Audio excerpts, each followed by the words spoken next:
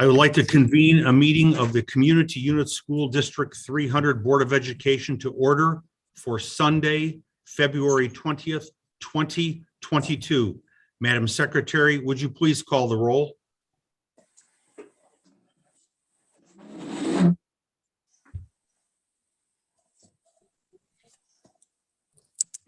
Leslie? Oh, David, you have to unmute them.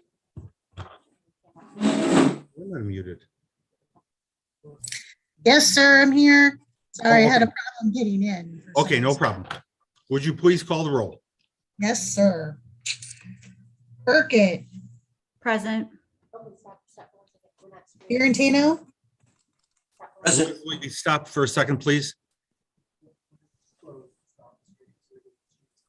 you're gonna have to kick it up. You're gonna have to do it all over again. Okay, Leslie, I'm going to start all over again. Can you wait just a couple seconds, please? yeah, of course.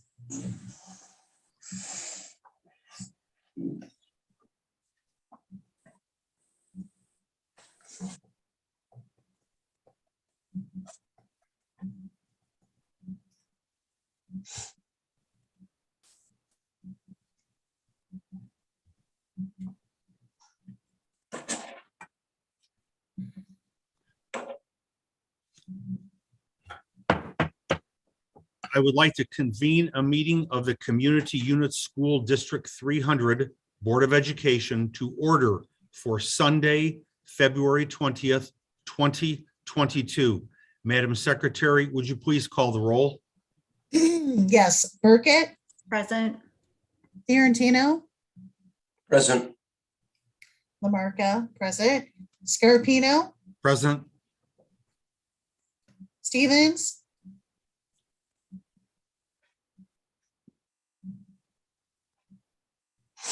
He's not present. Yep. no, it's not here. Okay. Thomas,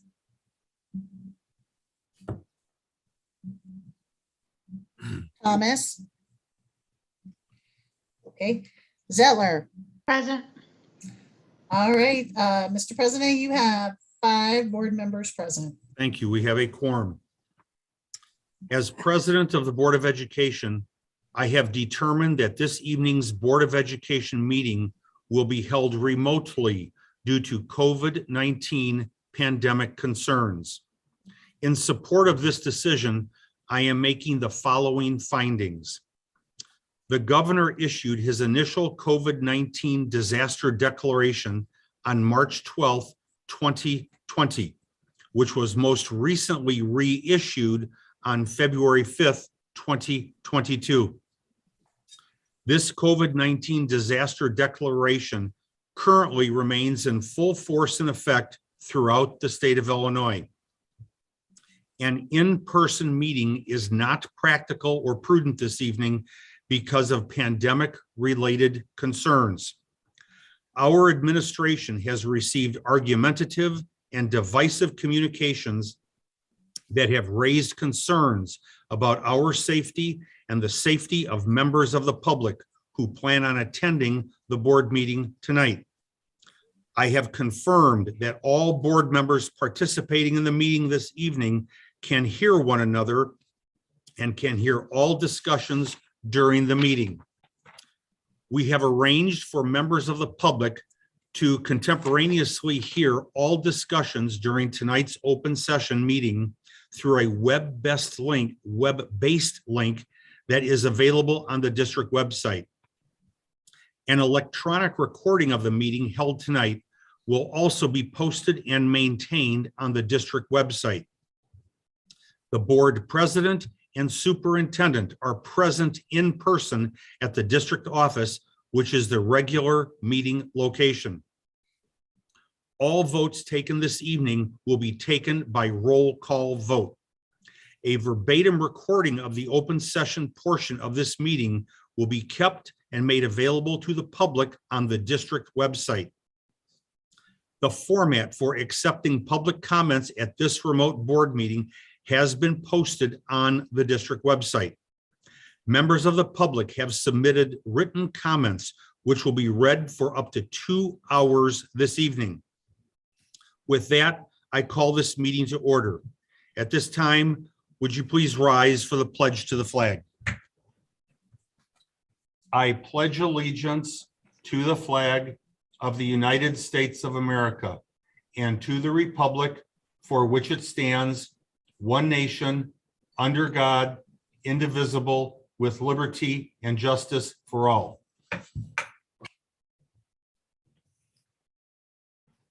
Item number 3, the approval of the agenda. There are no additions or deletions to the agenda. May I have a motion to approve the agenda? So moved. Is there a second? I'll second it. Madam Secretary, would you please call the roll? Fiorentino, Aye. Scarpino, Aye. Burkett, Aye. Zeller, Aye. Lamarca, aye. Motion passes 5-0. Thank you. Item number 4, public participation. Pursuant to Board Policy 2:230, public participation will be limited to 2 hours total, with each comment limited to 3 minutes. Based on the number of comments submitted, all comments may not be read within the 2 hours. A member of the district administration will read the public comments aloud. As comments are read, they may be modified to adhere to board policy. It is unknown how many will be read aloud until we reach the 2-hour mark. All public comments submitted will be posted with the recording of this meeting in the near future. Please begin reading public comments. The first comment is submitted by Renee Green. On Friday, students and families learned sporadically from school administration and teachers that an email was sent that morning by the superintendent. In short, the email read that students were now mask recommended but not required. Friday, a teacher started their class reintroducing themselves. The teacher said, "I've taught some of you for 1 to 2 years, and I've never seen your face. It's nice to finally fully meet you." Slowly but surely, they removed their masks and emotion ran high as they passed teachers and school administration in the halls, and they heard "good for you" or "love to see your smile." The support the students received was overwhelming, and most said they too will be maskless on Tuesday. When the majority of the United States and now Illinois are mask optional, D300 continues to take families around the mulberry bush. To communicate to schools at 7 a.m. yet fail to communicate to parents until 6 p.m. is another example of poor leadership from the superintendent and this board. You knew for weeks this ruling was coming down. You even knew the exact date. You only had 2 options in which to prepare, and the superintendent already communicated to families that whatever the ruling is, the district will abide by it. Again, you failed to meet the moment, and here we are, days later, at an emergency virtual meeting. A current D300 board member recently retweeted, "The majority of parents still support masks in school. Do they? Has she or the board ever asked the parents? Has she turned on a TV and seen the outraged parents fighting school boards and local government for their overreach on this very topic? Before any of you assume, ask." The 3 school years that COVID has wreaked havoc, this board failed to side with the majority of parents, including when to reopen schools. D300 leadership has been wrong on every COVID choice, and we've watched school districts around the country and in our backyards run laps around while you refuse to have humility and pivot when needed. As a reminder, this board is elected to represent all families, not just those that agree with your agenda. We parents won't forget. Vote for change.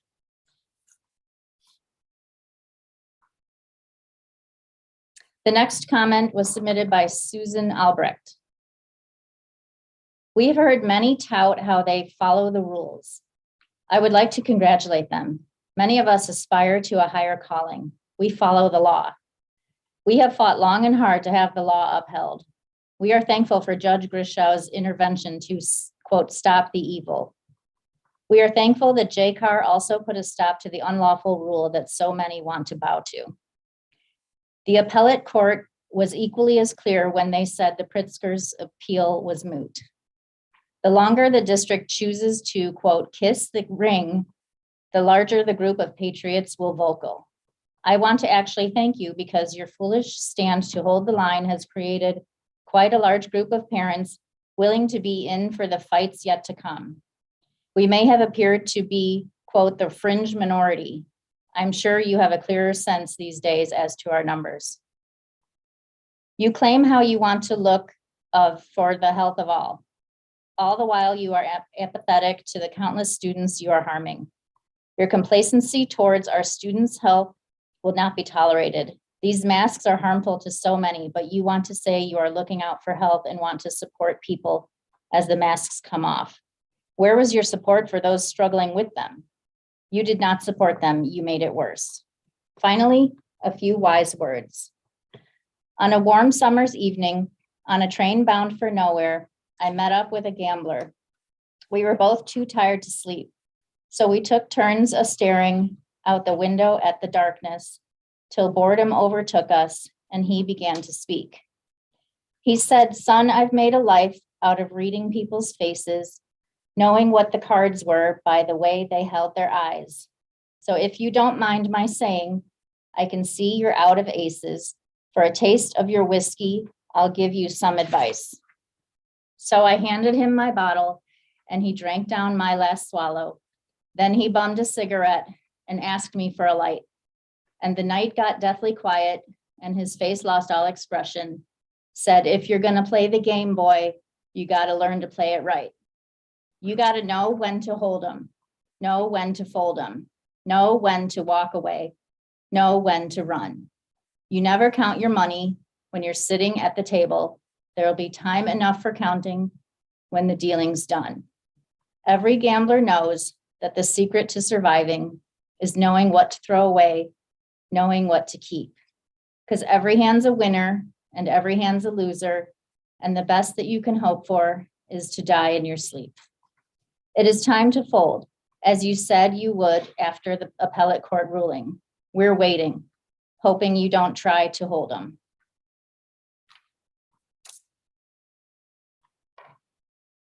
The next comment is by Frida Maring.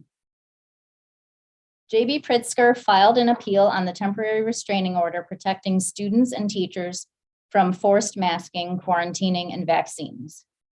Justice Turner delivered the judgment of the court. Justice Harris concurred in the judgment. Justice Holder White concurred in part and dissented in part. Appeal is dismissed as moot. Therefore, the TRO still stands. Here is the info on it. Judge grants restraining order against Governor Pritzker, ISB, IDPH, and approximately 146 school districts by Kirk Allen and John Kraft on February 4th, 2022. Illinois ECWD. Judge Grishow granted a temporary restraining order against Governor Pritzker, Illinois State Board of Education, Illinois Department of Public Health, and approximately 146 school districts. There are too many priceless quotes from the judge in the 29-page ruling, so we will highlight a few here, but encourage everyone to read the entire document to grasp the magnitude of this ruling. This type of evil is exactly what the law was intended to constrain. Quote, all IDPH did was take away individual due process rights and pass the responsibilities of healthcare issues to another administrative agency. Quote, since 2014 and prior to the recent 2021 emergency rules, tests and vaccines were also considered a form of, quote, modified quarantine because they were a procedures, quote, intended to limit disease transmission. Under the IDPH Act, individuals had the right to object to these procedures. If they objected, they were afforded due process of law. Likewise, quote, exclusion from school was also a form of modified quarantine because it was considered a partial limitation on freedom of movement for those who may have been exposed to a contagious disease. At no time did the 2014 emergency amendments take away a person's due process rights.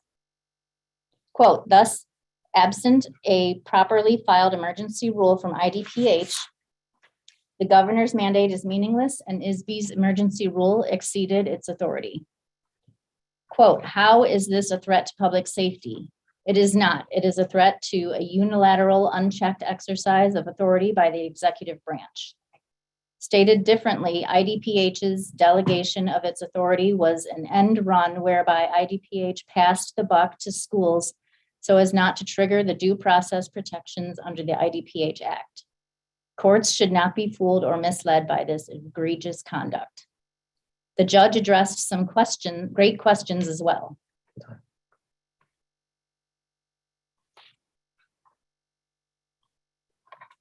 The next public participation comment is submitted from Ally McPartland.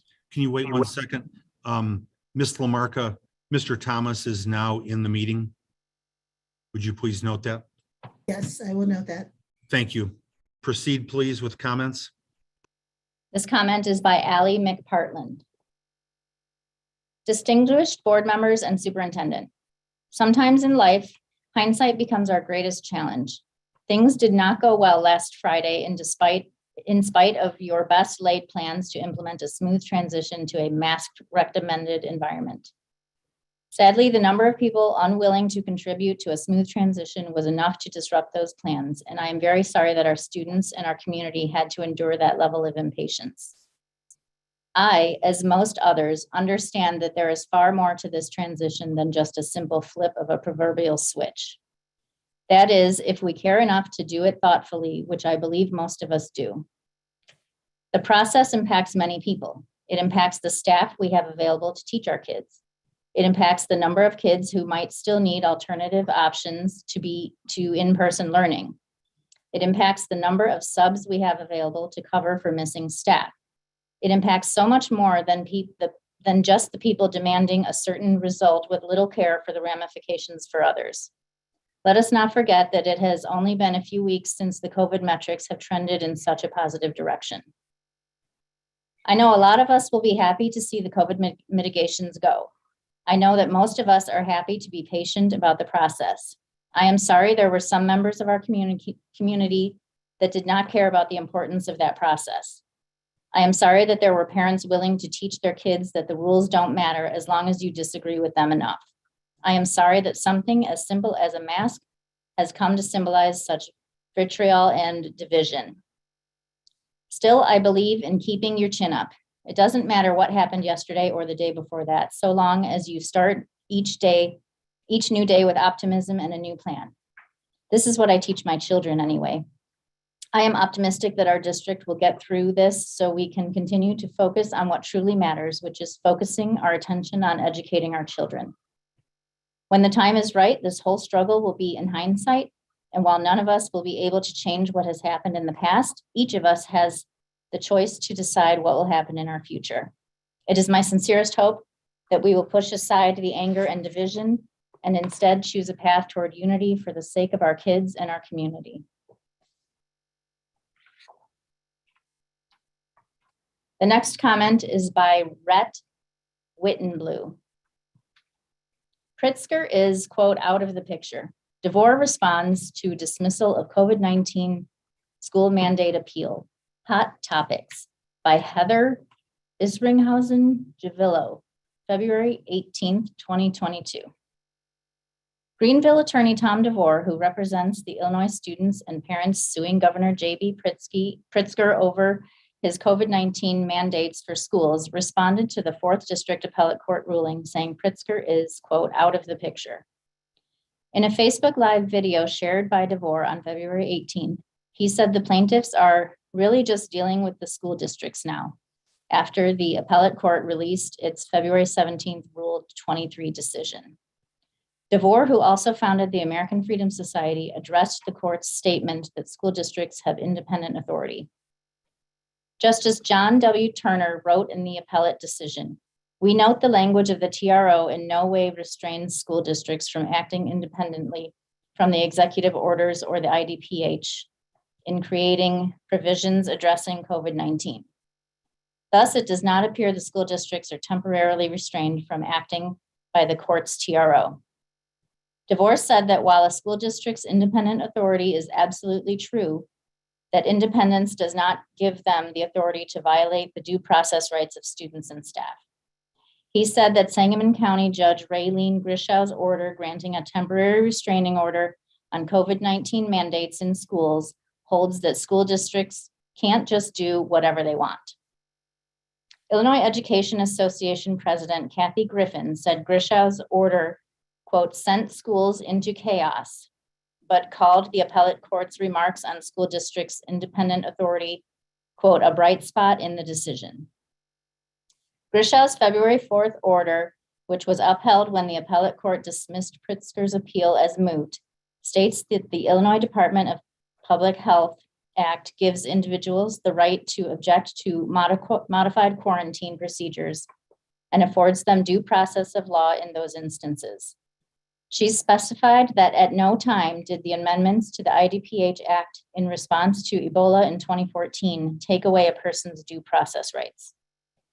Grishow agreed that schools have independent authority provided by the Illinois School Code, but said that the legislature specified that school districts still had to coordinate with IDPH on health-related issues, and the IDPH is bound by due process. Devore said that if Pritzker and IDPH must follow due process, so do the school districts. He added that because Grishow signed a contempt of court order against Chicago Public Schools for refusing to limit mask.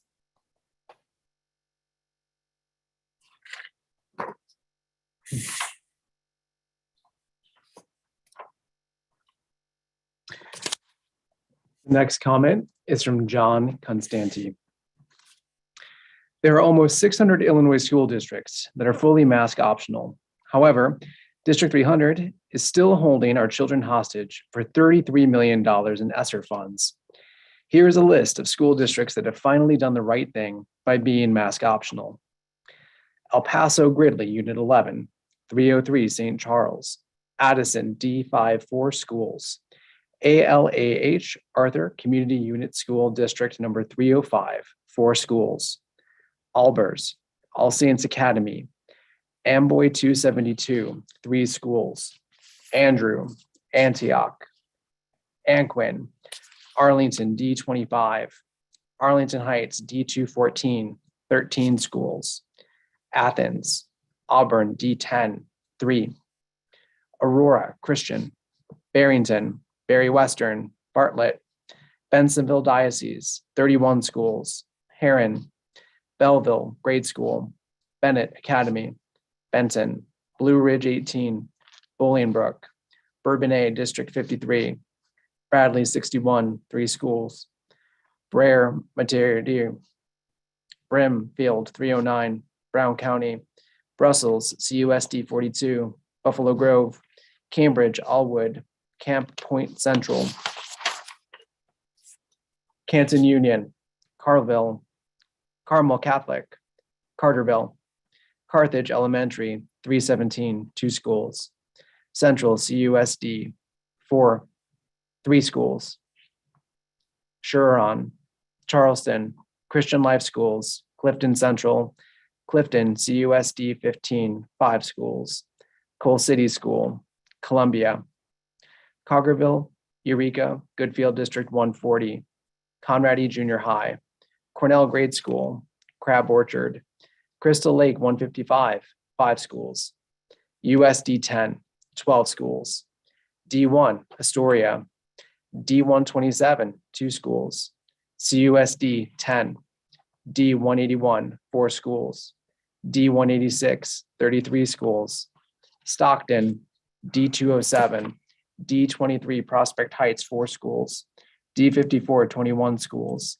D87, 9 schools, D92, 4 schools, D96, Killdeer Elementary, Deer Creek, Mackinac, Des Plaines, D62, 12 schools, District 1, District 15, 9 schools, District 211, 5 schools, District 44, 8 schools, District 67, 3 schools, Dixon, Dunlap, Eastland, Elmhurst, SD 205, 13 schools, Elmwood, 322, 3 schools. The next public comment is from Barb Strike It. Hello, my name is Barb Strike It, and my daughter graduated from Dundee Crown and I graduated from Irving Crown. My granddaughter is in first grade. I'd like to start off by thanking the parents and residents of all the support. I love you all. Thanks for spreading the truth. Maybe you, the board, should look into other places to do your research instead of the one-sided media. And while you're at it, look up what abuse means, because I need to point out that this is what you have been doing to the kids. Shame on you for not sending an updated email for Friday the 18th morning on what you're supposed to be doing on masking. We received nothing at all. Should I quote your email on February 15th? As you likely know, the district is awaiting a ruling on the outcome of the temporary restraining order, TRO, related to the governor's executive order in the appellate court. We are expecting this ruling by February 17th, 2022. Accordingly, the district continues to follow the governor's mask mandate and will comply with the appellate court's ruling once it's issued. Oh, that's okay. We already know what to do. Coming from the lawsuit lawyer, Tom Devore, contrary to what's being published, no request for appeal has been submitted to the Illinois Supreme Court by the governor. The attorneys have seen no such request, so do your research. One last thing for today. Maybe ask yourselves why other surrounding districts, which for example, Barrington has many children that are from Carpentersville and our students, our friends, hang out with them, and other states are doing optional or no mask. Oh, no, you're one-sided that you don't even listen to us. You're so one-sided you don't even listen to us. I understand it's about money for the pandemic, but there's other ways to get money. When I went to school, we all worked together. What happened? How do we fix this? I know what we need to do. Vote you all out. Again, thank you, parents, for sticking up for the kids.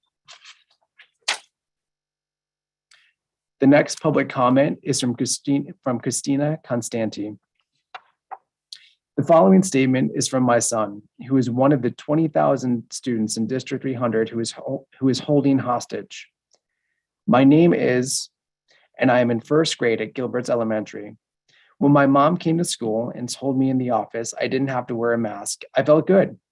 When I went back to class, I felt good because I had air on my face. Normally with a mask, I have to breathe in the air that I just breathed out. It felt so good to breathe fresh air. I am missing teeth. I have only 8 teeth on top and 19 on the bottom, but I didn't care. I still smiled at my friends and teachers. I also like talking without a mask. When I talk without a mask, my voice has changed, and I don't like that. When I talked in class on Friday, my voice was normal, like it is at home, and my ears felt good. My ears really hurt from wearing the mask, and it's not healthy. I just want to be normal, and that is without a mask. This time, I was without a mask in a normal class, and I was the only one without a mask. Everyone else had one. Last time I did this, they put me by myself without my friends and without my teacher. It's not the principal's or my teacher's fault. They are just following the boss's rules. Their boss just wants to keep COVID up. So stop treating our children like this. May God bless our students and staff and guide the administrators to making the right decisions. Christina Constanti. The next public comment is from Samantha Summers. To quote Robin Sharma, when you don't keep your word, you lose credibility. In the email sent from Superintendent on February 6th, 7th, and 15th, as well as the board meetings on February 8th and 11th, she stated, the district will comply with the appellate court's ruling once it's issued. My daughter, a sophomore in high school, on Friday, slowly felt comfortable enough to remove her mask throughout the day in her classes. Some teachers knew nothing about it, being a mask optional day, and others stated it was up to them to do what they chose. While in orchestra, she smiled, and her stand partner stated, "You have the most beautiful smile. We never get to see it." How sad it is that someone she shared a stand with the entire school year had never seen her smile. She had spent her entire high school career either remote learning or wearing a mask. She hasn't had a single normal high school experience that she hears about from her older cousin and from other family members. How much longer will you let this drag on? High school students that are also bus riders spend approximately 8.5 hours to 9 hours a day in a mask, minus the time they take it off to eat lunch, which is 45 minutes. If they are an athlete, they could wear it over 12 hours that day, depending on if it's a practice day or a game day. There are no other breaks for them once they step foot on the bus to start the school day to the moment they step off at the end of the day. While staff members do not have to put their mask on until they're ready to walk into a building and can take it off once they go inside, they're able to take their breaks off campus where, again, they can take their mask off. It's time to let the students and staff choose how to handle COVID for themselves. It's time to let the students have the ability to learn without masks, build friendships with classmates without masks, play sports without masks, and just be a kid. So I ask you, Superintendent, to stick to your word and to follow the appellate court ruling. The next public comment is from Kim Shallcross. Dear Superintendent and D300 board members, I'm simply coming here to say I hope the board votes to go mask optional no sooner than Monday, February 28th, to allow all school the time to adjust and provide whatever accommodations are needed to staff, parents, and students. I know a survey went out to staff and parents, and the staff survey has not yet been addressed. Voting to go mask optional no sooner than February 28th allows the district to address the surveys that went out and allows the transition that the superintendent promised in her email that she sent out last week. Thank you, Kim Shallcross.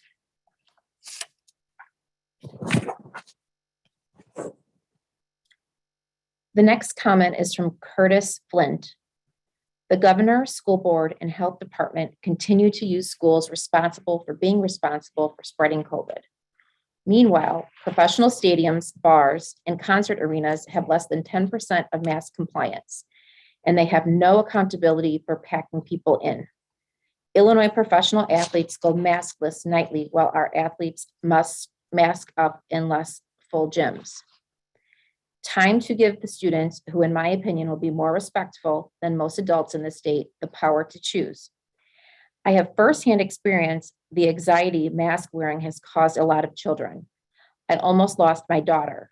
When you as a parent admit a child to hospital and cannot visit for 15 days, not knowing if you will hold them alive again, only then will any of you see the emotional damage masks have caused.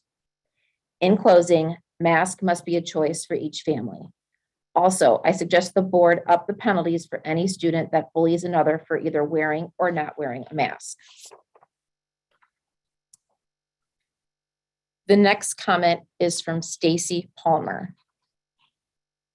Please follow through on the plan you outlined in your 2/16/21 email. I do not think a switch to mask recommended environment as early as 2/22 is in everyone's best interest.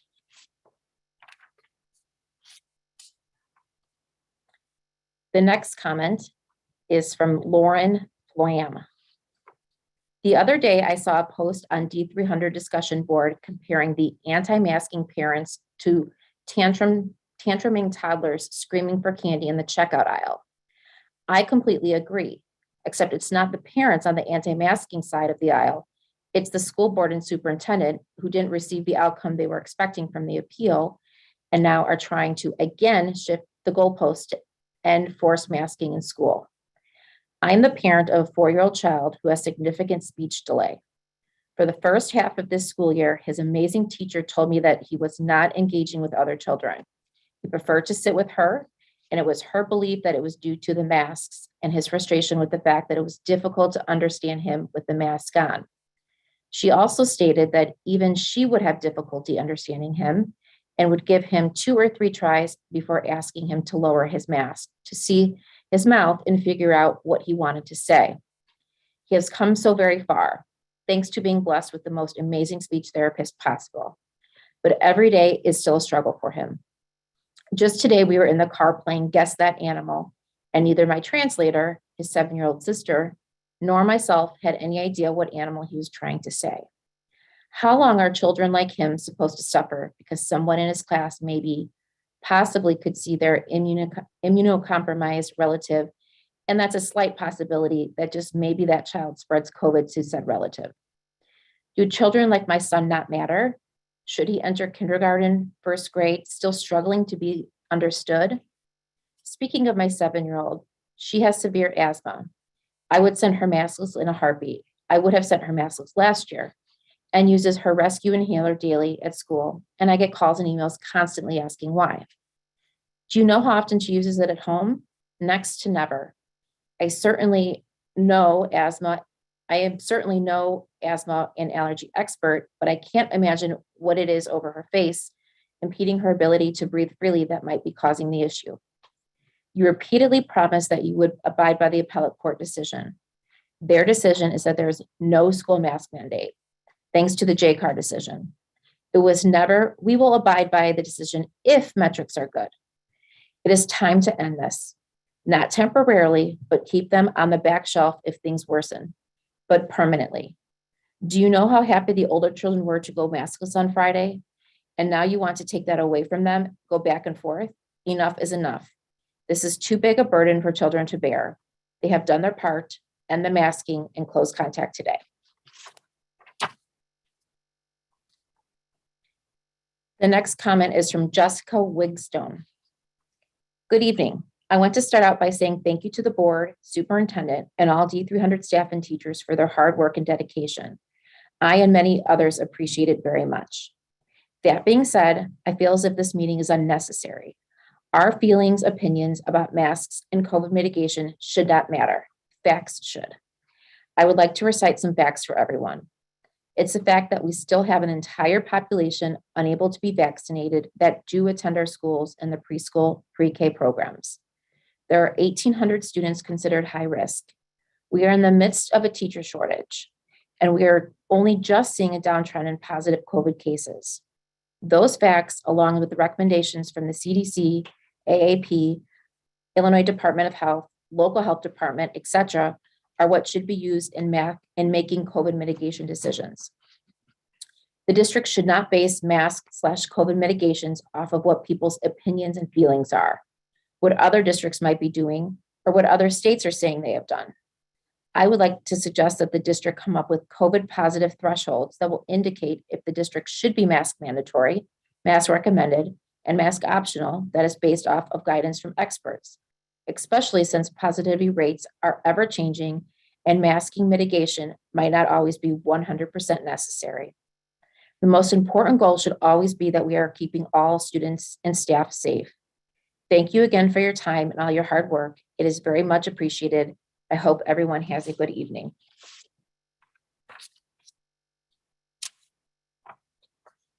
The next comment is from Megan Begley. On February 4th, the Honorable Judge Grishar entered her order for the TRO. Hundreds of school districts immediately went mask optional. The number continued to grow in the coming week.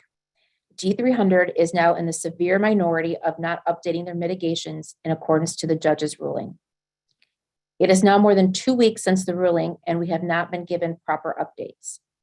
Emails we received continued to say you would abide by the ruling based upon the appellate court. Not only has the appellate court ruled, but JCAR has also stopped the mandate on school children to be renewed. The original order was never stayed and has always been enforceable and applicable. 2 weeks ago, you could have done yourselves a huge favor. You could have gone mask recommended. You wouldn't have had to make your staff enforce your illegal rules. You wouldn't have had put hundreds of children in isolation rooms with no instruction. You wouldn't have wasted an emergency day due to resisting the judge's orders. You wouldn't have had one of your high schools go remote. You wouldn't have had to force more students and families to file joinder. You wouldn't have had gotten such an array of angry emails. You wouldn't have embarrassed yourself at the last in-person board meeting.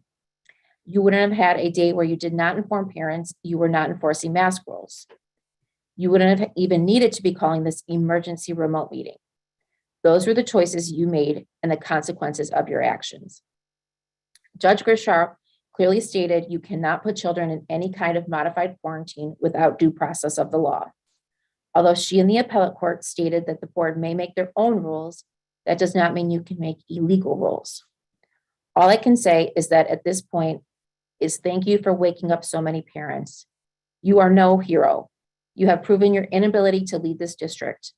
You have shown us who you truly are and why you are not to be trusted.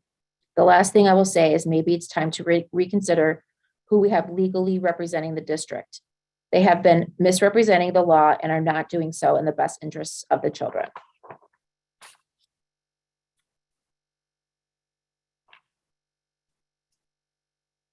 The next comment is from Elisa Lindmark. Good evening, Board of Education members. My name is Elisa Lindmark, and I have 2 students in the district. I am writing tonight to ask that you do not vote to go mask recommended as early as Tuesday, February 22nd, 2022.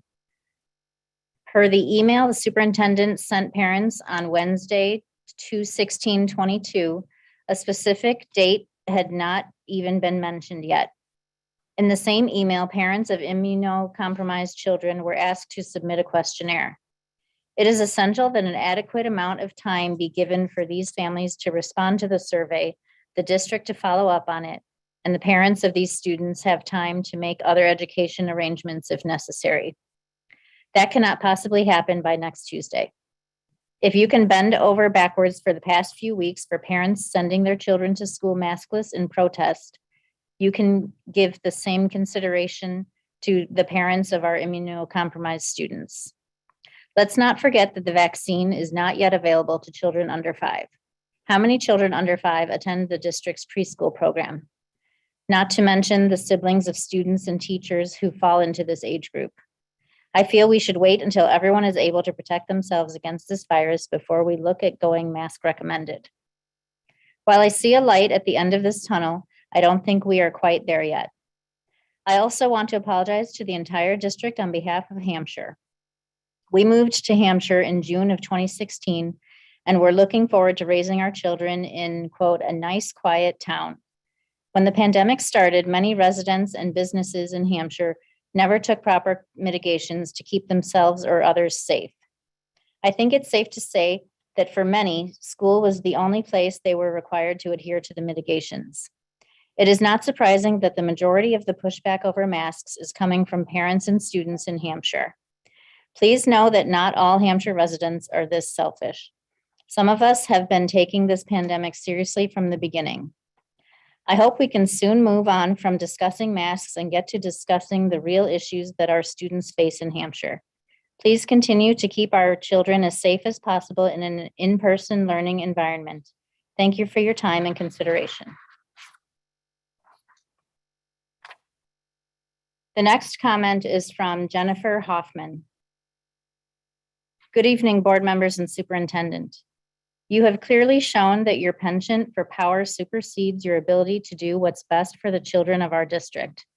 I want to remind you that control of our children's education and education only is in your hands. You were not elected to monitor their health or that of their family members. It's time to stay in your lane.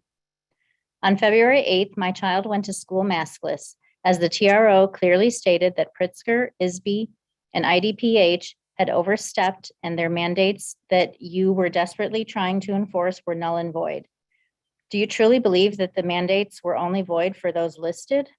What makes those children any different than the rest of ours? My child went to school maskless on February 8th and was put in isolation against the law. She was put into a modified quarantine against her will and prohibited from attending in-person instruction. I emailed immediately asking for due process and received no answer. I emailed 2 days later, past the 48-hour deadline, and received only a phone call, no order of quarantine that the Illinois law requires. You have now quarantined my healthy child for 7 days illegally. You are not above the law, and any attorney you're listening to that states otherwise, that says otherwise, is just as misinformed. FYI, roughly 75% of the kids went maskless on Friday, and many didn't know it was optional. Not a fringe minority here at HHS. Do what's right. The next comment is from Laura Hersey. Hello all. I'm not sure if it will have any pull on what you have already decided or any new decisions being made at the meeting tonight, but I felt the need to have a voice regardless. I have stayed relatively silent up until this point, trying to go with the flow and not cause waves. However, seeing as this is dragging on, and the parents, kids, and teachers are becoming so emotionally charged and fatigued, I felt it was time to add my voice in hopes that we can finally reach that light at the end of the tunnel. 1 week from today, the state will go mask optional with the exception of those schools that have decided to continue to require masks.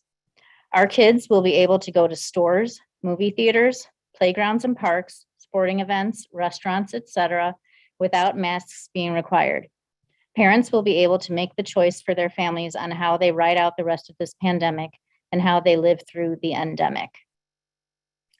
The kids are our least vulnerable population to COVID. COVID numbers are dropping.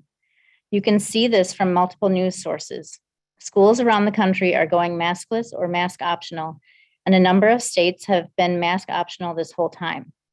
Countries in Europe are removing all mandates and COVID protocols. I think it is time for us to give parents the option of allowing their kids to learn in a mask optional environment.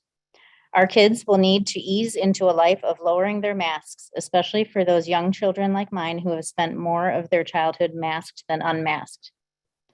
On February 15th, the District 300 superintendent sent out an email saying the district, quote, will comply with the appellate court's ruling once it is issued. To reiterate, will comply. The appellate court has ruled. Will you stand by your word? I want to share a few reasons why mask optional is important to me. The other day, my son came home from school with dried blood on the inside of his mask.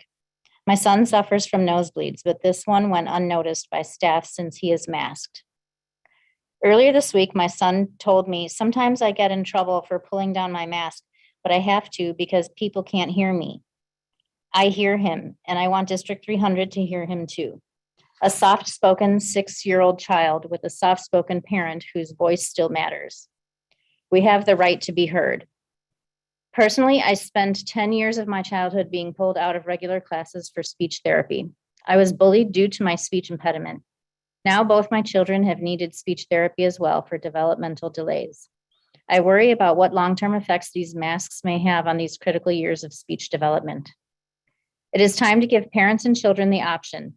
Let us choose what is best for each individual child and family. Stand by your word and follow the appellate court's ruling, as so many other schools around us have done. Thank you, Laura. The next comment is from Nico Frenette. Dear BOE, I stand behind you, besides you, and even in front of you at times to help deflect some of the anger hurled your way. However, this past Friday, you dropped the ball by not issuing a formal correspondence regarding the district's stance on masks.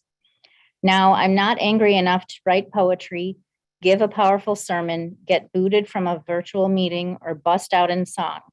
Instead, I will leave you with a please shoot a quick email next time and have a nice night. Respectfully, Nico.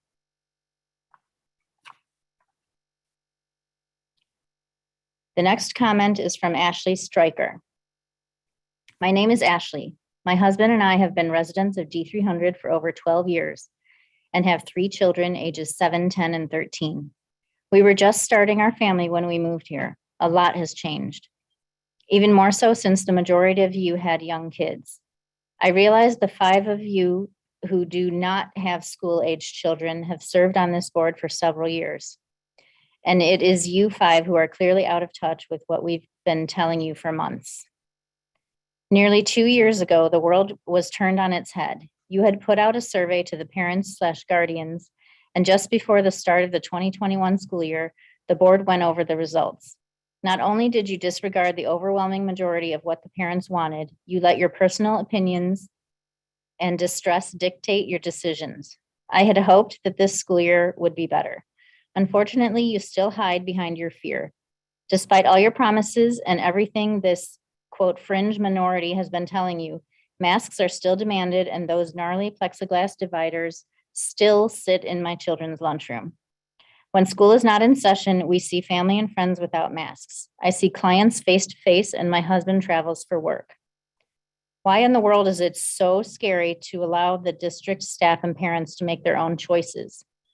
You stated in your February 16th email, there are nearly 1,800 students who have health concerns. You really seem to care more about that 12% than the rest of the staff or students. I'm not minimizing those health concerns in any way, but I ask, when it was cold and flu season pre-COVID, what did people do? We certainly did not mask or isolate the masses to protect the few. From the start, your decisions have been driven by your fear. You have not looked beyond that to see and fully take in how our children have been impacted. You have not had to live with the tears, behavioral changes, or psychological ramifications. We have.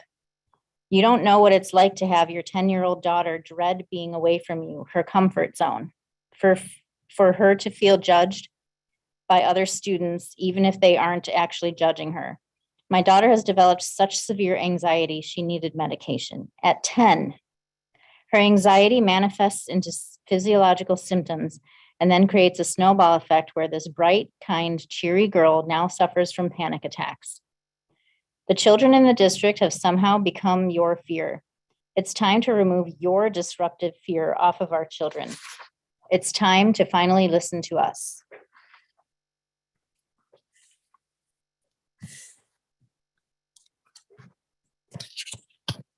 The next public comment is from Jessica Jacob. I'm writing as a vaxxed, boosted, immunocompromised transplant recipient and a single mother of 2 sons, 24 and 10.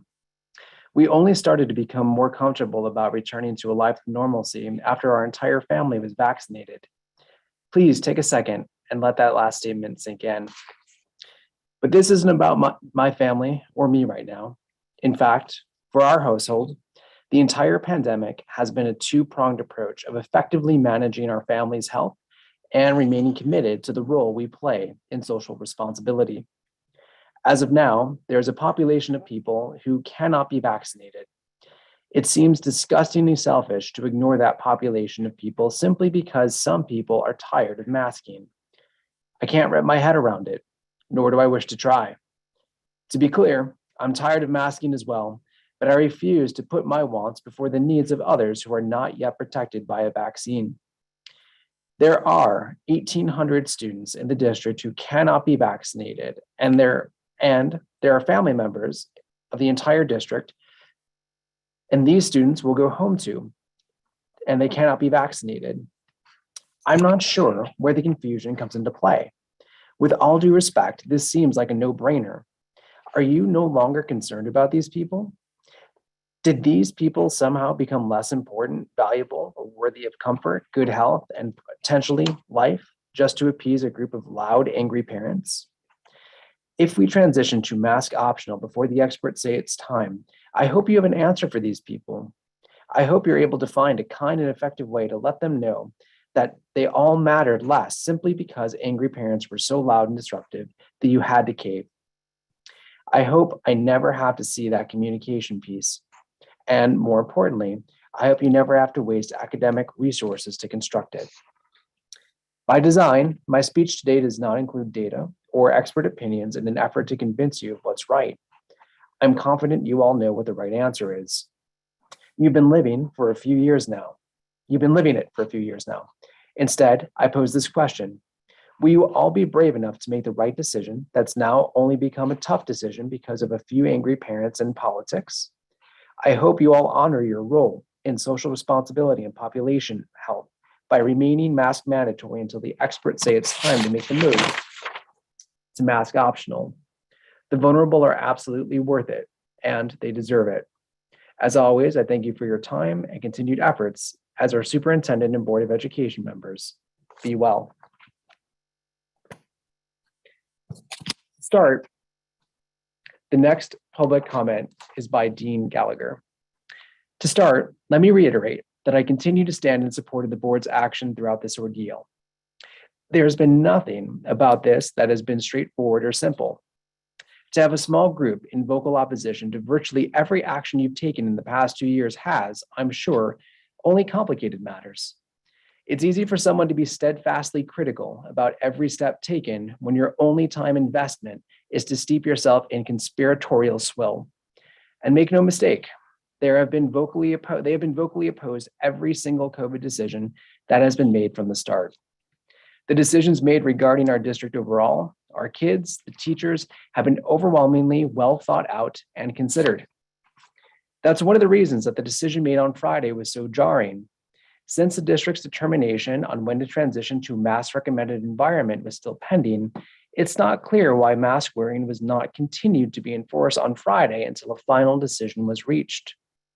The result was chaotic for teachers, the students, and parents. It was a rare, unfortunate misstep in the decisions around COVID mitigations in our district. I honestly don't understand, with how late the court decision came out, why the direction wasn't continuing things as they currently were, and then a direction could be determined prior to school on Tuesday. The irony is that, barring anything too unexpected, we're not far from things starting to loosen. The FDA announcement to delay under 5 vaccines is unfortunate, but understandable due to the information coming out about all the trials. But even that would ultimately result only in a short delay to the transition occurring. We only ask 2 things. 1, that the transition be one considered on the metrics and the advice of the experts. And 2, that impactful decisions be communicated clearly and with enough notice for parents to make a determination on how to wisely move forward. Your position is made much more complicated by the fact that COVID vaccination rates are still low in our district, and that simple factor makes your decision-making more difficult. The ironic part is that the screaming, poetry chanting, delusion spouting, oddly singing minority is most to blame for the situation, but is unable in any way to recognize that fact. You need to know that we do stand behind you. Please communicate better with us next time. The next comment is from Gina Gallagher. Members of the Board of Education, I am writing in support of mask optional for students and staff. As a speech therapist in the district, it has been almost impossible to do my job with fidelity over the last 2 years. I have seen the negative effects of masking firsthand, and I respectfully ask that you allow us to go mask optional and you go to a mask optional environment. Elementary age students learn by seeing their teachers and fellow students' faces. They learn social skills, phonics, and speech sounds by watching facial expressions and mouth posture. In speech therapy, I need children to see my mouth and to show them their proper position of their tongue, lips, and jaw. They're unable to see this with the mask on. I need to see their mouths to instruct them in proper placement. I cannot do this with a mask on their faces. With a mask, students receive sensory input from cloth and are licking, sucking on, and chewing, impeding the proper use of their mouths. They also don't understand that they need to speak louder, resulting in speech that's mumbled and difficult to hear. Thus, they are not also learning proper articulation by hearing others. This has resulted in increased referrals for speech therapy. It makes me wonder how many students are being placed in special education because of mask use. Children are also behind in reading. Teachers rely heavily on mouth shapes and the students being able to hear the distinction between sounds. This is reduced because of mask use. In terms of social skills, students have decreased eye contact and are unable to read the social cues of others. After the mask comes off, there will be much work to be done to repair all of these things. I look forward to that day, and I look forward to the day when I can look at my students' faces, see them smile, and hear their lovely voices not impeded by a mask. I understand that some of my students and colleagues will continue to wear a mask after we go mask optional. That's completely okay. I respect their decision, and I hope they would respect mine. I implore you to allow a mask optional environment for students and staff. Thank you. The next public comment is from Connor Moore. The decision on masking is not an easy one, and I don't envy you right now. All I ask, if you do consider adopting a mask optional policy for most of the district, that you also consider adopting a policy specifically for DeLacy, as distancing and vaccinating is not possible for that age group. Thank you. The next public comment is from Julie Austin. Parents Unite D300 submitting this on behalf of a teacher. I am a teacher in District 300. I want to take this opportunity to give some feedback. I definitely do not envy the board or administrators for the decisions that they have to make. I am asking the board to please change the COVID protocols to a mask optional and remove the staff testing or vaccination requirement. It is discrimination to make only some staff test when every staff member can get COVID. The amount of time and resources that are devoted to contact tracing and quarantining students is taken away from the goals that we have set for our students. District 300's central mission is to ensure that all students are college or career ready upon graduation. Administrators can't help support teachers and students in this mission when they are constantly having to worry about the following COVID protocols. Students are struggling this year, both academically and emotionally. What have we done to ensure an environment that is student-centered? It is hard to teach students social emotional skills when they can't see the faces of their peers. It is extremely difficult to teach reading and phonics with a mask on. Students cannot see our face and to know what they should look like. They can't hear our voices clearly. It's become normal for students to at least be one grade level behind. Students that should be receiving special education are not receiving it. It is time to focus on the continuous improvement of instruction and student learning. Teachers are struggling to meet the needs of our students because we haven't been given a plan, the resources, support, or additional staff that we so desperately need. To say this has been the hardest year of teaching for most of us is an understatement. We need to start moving forward. I have talked to more than one teacher that is anxious to come to work and are considering new opportunities for the future. Can we afford to lose more staff? The emergency rules have expired and the appellate court has made a ruling. Mask optional Friday was the happiest day of teaching I've had since March of 2020. I finally got the opportunity to see the smiles on my students' faces. It brought a feeling of joy and normalcy that was taken away because of the pandemic. I'm looking forward to your decision this evening, and I'm hoping that we can continue to move forward for our students.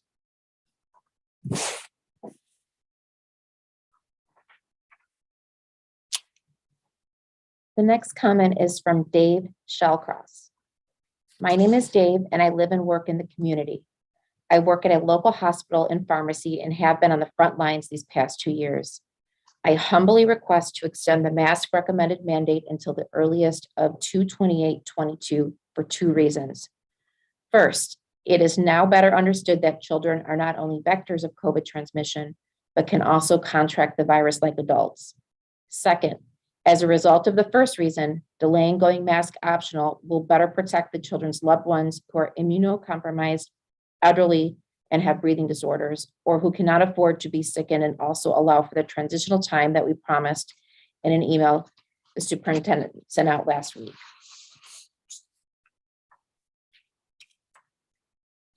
The next comment is from Tori Mikos. Good evening, D300 School Board. Over the past 2 weeks, my children, ages 5, 7, and 9, have chosen to peacefully protest at their elementary school and have since been isolated and segregated from their classmates. It took only a couple hours into the first day of protesting to realize that even after an emergency closing to prepare, there were 0 plans to accommodate these students. I received a call on Tuesday, February 8th, stating my daughter was absent from school, and my heart immediately sank. I walked her in, but where was she? Was she crying in a bathroom, or did she get scared and run out? Where was my child? So like any other parent, I called the office, no answer. I called again, no answer. It took almost an hour to receive a call back, and when I spoke to my daughter, she said that she was playing on YouTube in the cafeteria, helping her little brother, and that the adults were mad at her. I truly thought this would be disheartening for all to hear, because our children are the top concern in this district, correct? That this would be something we'd want to fix and not ignore. I called our D300 directly and sent emails asking what the future plans were for my children. And do you recall how many responses I received? 0. I emailed our district office 2 times in 7 days and received 0 responses. So I was shocked when I received the no communication letter on February 15th from your attorney. It seems your way of answering questions is simply to silence us. Did you read my emails to all D300 personnel? Did you read my letter to an educator who has been beyond amazing and supportive to my children and my family, thanking them for all they've done? Did you read my email asking support staff if I could grab them coffee? Did you read any of the emails begging to know if my children were receiving an education or still watching YouTube all day? My questions were not invalid. My questions were not confusing or argumentative, as your letter states. My emails were of a mother begging for answers to know my children were safe. Help me understand how my children's safety no longer matters to you when they're without a mask.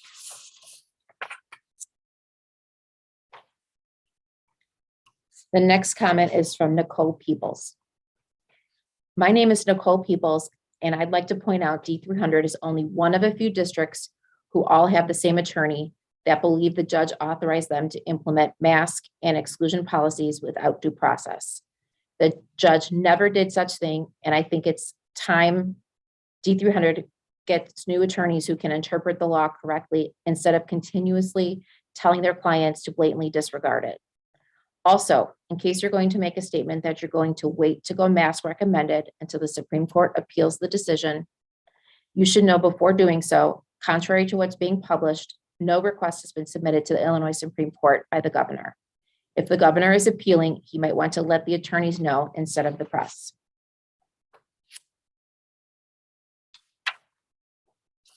The next comment is from Karina Eckert. Dear D300 board, last week, the superintendent sent an email out stating D300 would be transitioning to a mask recommended optional position. Friday was definitely not what I call a transition, but rather a disaster. My son was not prepared to be met at school with many unmasked classmates. I had to pick him up from school early after he had a panic attack. Even meeting with his counselor did not make him feel safe. I understand this is something I need to work on with him, but I thought I had more time to ease him into the idea of everyone being maskless and probably unvaccinated on top of it. I am under the impression the board is voting tonight regarding masks, and I'm asking all of you to remember that email the superintendent sent out last week about transitioning. That's the key word. The soonest we should be mask optional is 2/28 to allow staff and families to prepare, and to allow the superintendent and her team to address all the surveys that were submitted last week.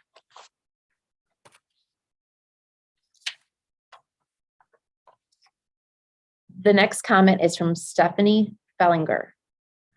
Our child attends Westfield Elementary School. He is part of the NIA's program for the deaf and hard of hearing. For the past almost 2 years, our son, his 5 classmates, their teacher, and their therapists have all been forced to wear masks. This act of forcing face coverings on children who are part of a special community is discriminatory and needs to end now. The children in this program rely on lip reading to communicate. Without that ability, they are not communicating fully and are not receiving a full education like their hearing peers. Forcing the children and adults in this program to cover their mouth is discriminatory and needs to end now. The children in this program have varying degrees of hearing loss. All wear either cochlear implants or hearing aids. These children need to be able to hear and unobstructed as possible to communicate and receive a full education as their hearing peers do. When a barrier is placed over the mouth of people speaking to children who are hearing impaired, they cannot hear all that they need to and are missing out on parts of speech, words, and instruction. Forcing the children and adults in this program to cover their mouths is discriminatory and needs to end now. What about clear shields, you may ask? In the summer of 2020, we asked and fought for shields for the kids and adults in this program. We were denied at every level, from program to school to state. We did not have any support. The fear of getting a virus with a 99.99% recovery rate was greater than the need to look out for kids in special populations. Cloth masks is what it was, and cloth masks still is. Forcing the children and adults in this program to wear cloth masks is discriminatory and needs to end now. The NIA refuses to address this issue. We find it appalling and disgusting that a group dedicated to providing a full education to children with special needs is refusing to advocate for their deaf and hard of hearing students. But like many adults in authority positions during these past 2 years, their fear of getting a disease with a 99.9% recovery rate has overtaken any common sense, any compassion, any action on behalf of others. Thus, we fight for our son and join the legion of parents of D300 who want to make masks optional for their children. We are imploring you and the D300 school board to move to make masks optional, as hundreds of other school districts have done. Contrary to your belief, you are not in the business of public health. You are in the business of public education. As parents, it is our job to protect and make medical choices for our children. It is time to stop allowing children to bear the burden of adults' fears and get back to the business of just being kids. Give parents the choice. You know it's the right thing to do. Stephanie and Mark Fellinger, parents of Edward Fellinger.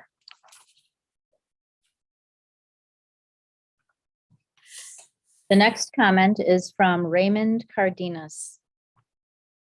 Superintendent and members of the Board of Education. My name is Raymond Cardenas.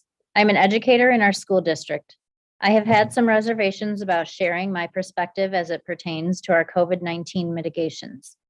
Many of my colleagues in our schools have expressed this same hesitancy to me. I pondered whether to email this to all of you directly or to share this in public participation. I have decided to share this via public participation in hopes that it provides courage to those who may otherwise be hesitant to share their perspectives. Today, I am writing to express my thoughts and support for a mask-recommended environment. It seems to me that student growth has been impacted over the past couple years. While I have noticed some academic concerns, the area of most concern to me is their social/emotional growth and overall mental wellness. Humans thrive off of social interaction and a significant part of this interaction has been limited with the mandating of masks. Many more students seem to have a difficult time handling social friction. It is my belief that because of this, we are seeing a large number of incidences throughout our buildings. On Friday, we were told that we would be using a mask recommended approach for that day. As students began asking me questions regarding mask use, I was sure to be hyper aware of any students who seemed to be uncomfortable with the mask recommended environment. To my surprise, it did not appear to me that students were uncomfortable being around maskless peers or staff members. What was clear to me was that there was a different energy in my classes. Students were much more talkative. There was plenty of laughter, and students seemed to be genuinely happy that day. It was a breath of fresh air. I do understand that some staff and students may have some hesitancy in a mask-recommended environment. I feel the district has done a fantastic job reaching out to the community and staff about any concerns we might have in this type of environment. Preventative measures can be put into place for families that have these concerns. We have been asked what accommodations we feel would be best for us, such as plexiglass barriers, being given KN95 masks, and an option to write out any unique accommodations or concerns we have. In conclusion, I believe that the majority of students, families, and staff would benefit from the decision to move D300 into a mask-recommended environment for students and staff. I want to thank the superintendent and members of the Board of Education for your consideration. Well wishes, Raymond Cardenas. The next comment is from Kevin Finn. Thanks for accepting comments today at the virtual board meeting. I support the board's decision to have a virtual meeting until in-person board meetings can resume with adequate protections for participation by all members of the public, not just a vocal minority. I look forward to seeing your plans to handle this issue. I'm a parent of a child at Dundee Middle School. On Friday, she came home from school very upset because there was an unannounced change to school safety enforcement regarding masks. She was concerned that she would be less safe, as well as family members she cares about deeply. In turn, I was very concerned that there was no communication to parents in advance and upset because my daughter was upset. She appropriately confirmed with her principal that the matter was out of his hands, so I turned to you for answers. From the superintendent's recent email communication, it does not sound like there has actually been a policy change. I request the board to provide details as to what led to a policy change, why it was such an abrupt change, as well as why there was no communication even after the fact.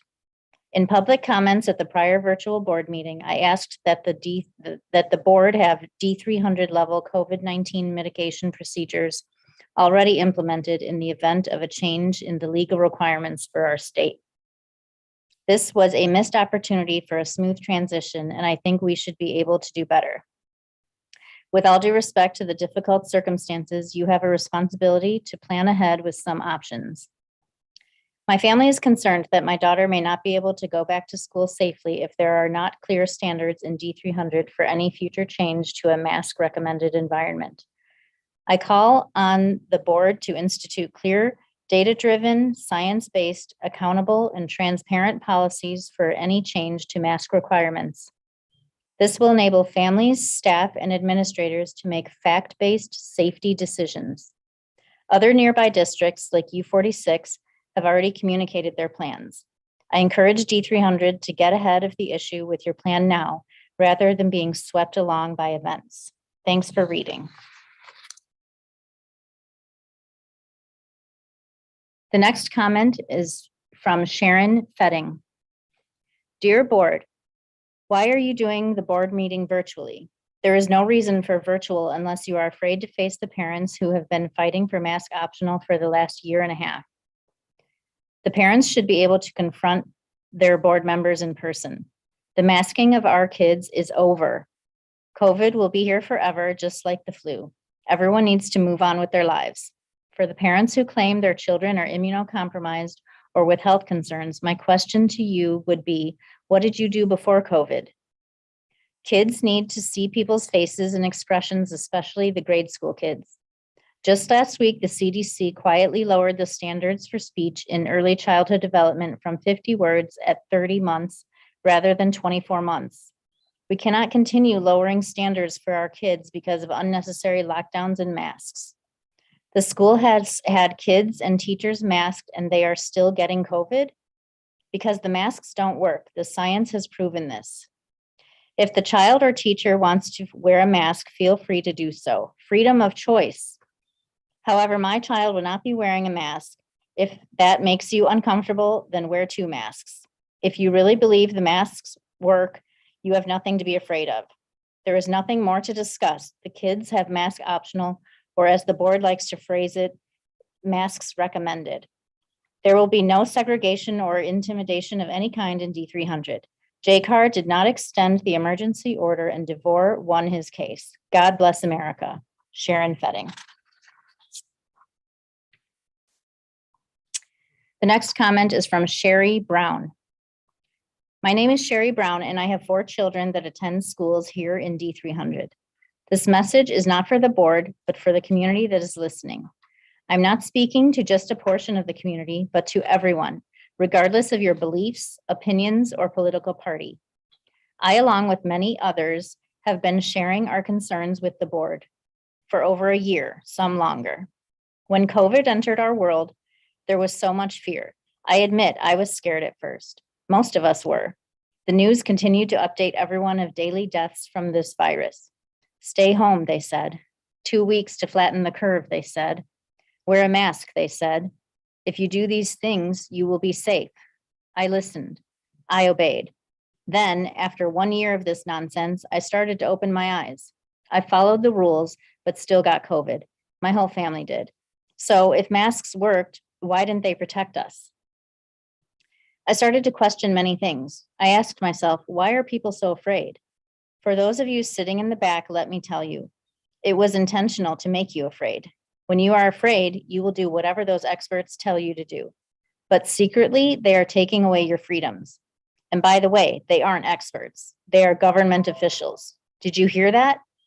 They created so much fear and continue to do so. The board does it as well, telling us they need to have Hampshire High School do a remote learning day due to threats. Threats? Of what? I'm asking them and have still not received a response. I know that is shocking to many of you. My point is simple. COVID is not going away. We need to wrap our heads around that. Again, I repeat, COVID is not going away. We need to move forward and stop the fear mongering. I pleaded with the board last summer to make masks optional, but they didn't want to. Guess what? They still don't. If you don't believe me, then explain why they joined the appeal with Governor Pritzker and against our district. They want to force our children to wear masks. It's not for their safety or the safety of anyone. It's because they won't receive specific funding if they don't do what the governor tells them to do. Period. That's messed up, right? I mean, most of you know that Illinois is known for having the most corrupt politicians out of any state. It's sad, but we all know it's true. Pritzker is right up there leading the corruption. For those of you who are afraid, you have the choice to continue wearing a mask and get the jab. wear 2 to 3 masks, get 4 to 5 boosters for the rest of your life. But if those precautions don't make you feel safe, then you must not believe they work, right? I mean, shouldn't those of us who choose not to wear a mask be the people that are at risk? D300 has not been following the science.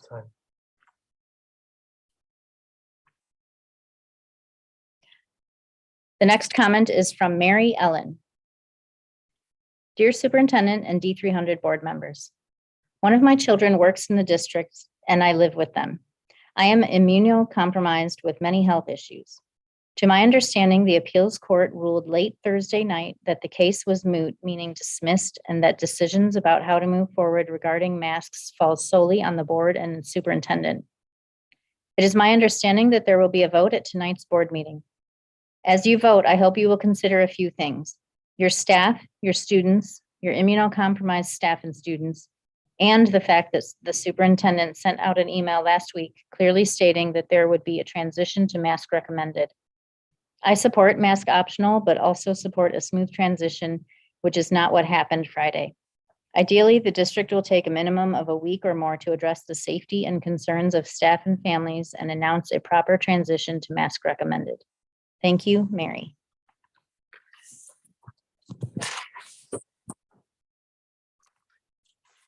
Next public comment is from Tola McKindy. Dear BOE and Superintendent, first, I would like to commend you for everything you've done so far. I will also like to remind you that the end is almost here and to stay focused. The situation this week, I've brought about a little confusion on the mask mandate. I know there are many moving parts, but staying focused, consistent, and on task is also very important. During times like this, it gives us time to evaluate things that work and things that need more work. We now know what area in our district needs more work and which areas we can leverage. Please remember, the voice of a loud few does not represent the majority who understands what you are tasked with. To all parents, remember that a teaching, mentoring, and coaching moment. We are not perfect, but we can make good use of all the challenges we are faced with. If the mandate goes away, remember not to be a jerk. Remember your kids are watching your every move. Remember what they see is what they will process. The way that you behave will determine how they will react to the situation that you are faced with. Protesting at our schools and bullying kids as they enter school does not help you and does not help your course. If you don't like the mandate, take it to the authorities making the rules. Our kids' education is very important. Remember the months that you complained about getting on our kids in the classes? It's time you keep that in mind and let it happen. Remember when you stated that our kids not be involved in sporting affect their mental health? Well, let them have what they need to keep their mental health. Bottom line is, you can fight for your kids and not be destructive. There is so much we can do to help our kids that we are currently doing. Bullying remains a big issue in schools. What you are doing does not help fight that cause. You have to become a spectacle on social media for them. Please remember, as I said earlier, our kids are watching. The next public comment is from Sammy Rizvi. Thank you, board members, for keeping our children, our children's family, and D300 staff safe during the pandemic. I have concerns about making masks optional in the middle of a school year.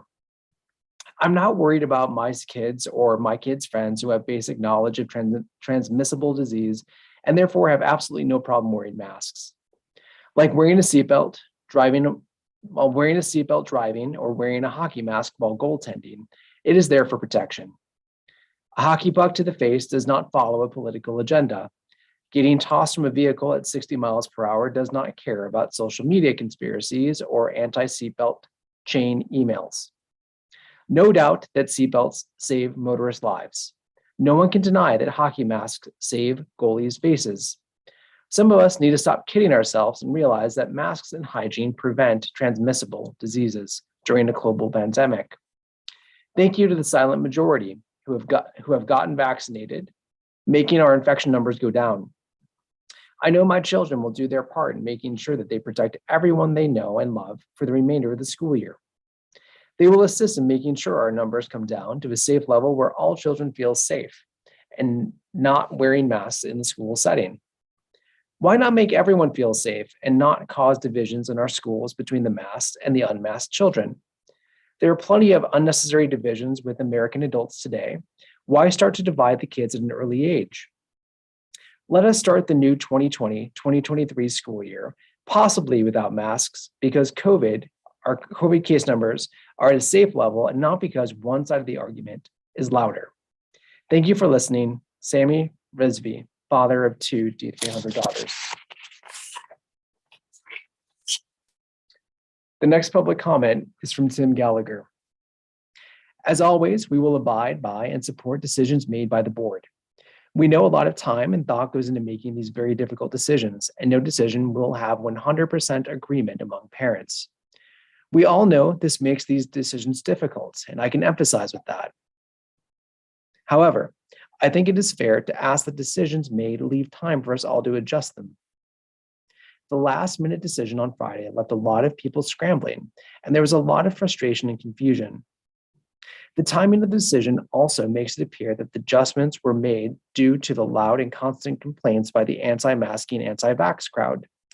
Giving the appearance that decisions could be influenced by this abhorrent behavior would be a very unfortunate message to send. Please stand by the decisions you make and give parents time to make the necessary changes. We're getting very close to a point where the threat of COVID is at an acceptable level, which makes what happened on Friday even more unfortunate. Thank you for all that you do.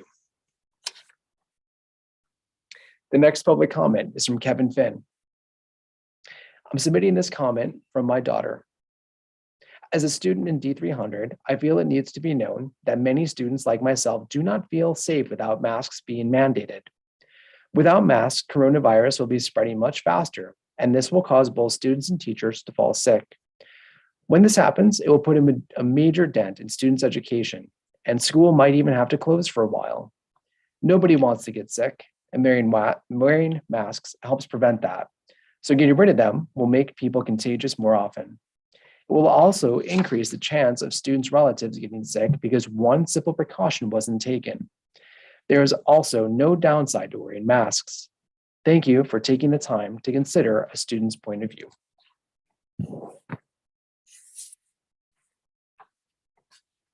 The next comment is from Laura Strebler. Dear Superintendent and board members, I am speaking on behalf of my daughter, Maggie Strebler, a first grader at Eastview Elementary. My daughter is severely developmentally delayed, nonverbal, and receives OT, PT, speech and vision services, in addition to being in one of the neediest classrooms in the district. Maggie's teachers, therapists, and aides are amazing. We have nothing but positive things to say about each and every one of them. We are, however, done with her wearing a mask and being quarantined when healthy. Maggie needs to see her therapists and her teachers' faces. This is how she communicates. She needs to see their mouths moving, the expressions they make, and emotions they show. Maggie does not understand why she is wearing a mask. She doesn't wear it properly and is either chewing it or taking it on and off. It's a distraction from the more important things that are going on in the classroom. A week ago, Maggie got sick and even threw up in her mask. She couldn't say that she didn't feel well. That made my mom heartbreak. I am her voice, and it's time for masks to be optional. Maggie has missed about 1.5 months of school due to quarantine, all the while staying healthy. These are services that Maggie desperately needs in person, not virtual. Every IEP minute is integral to helping her continue to progress. Maggie already has enough hurdles to face in life. Accessing school should not be one of them. Thank you for listening. We look forward to the day Maggie can see her teachers and therapists smile at her again.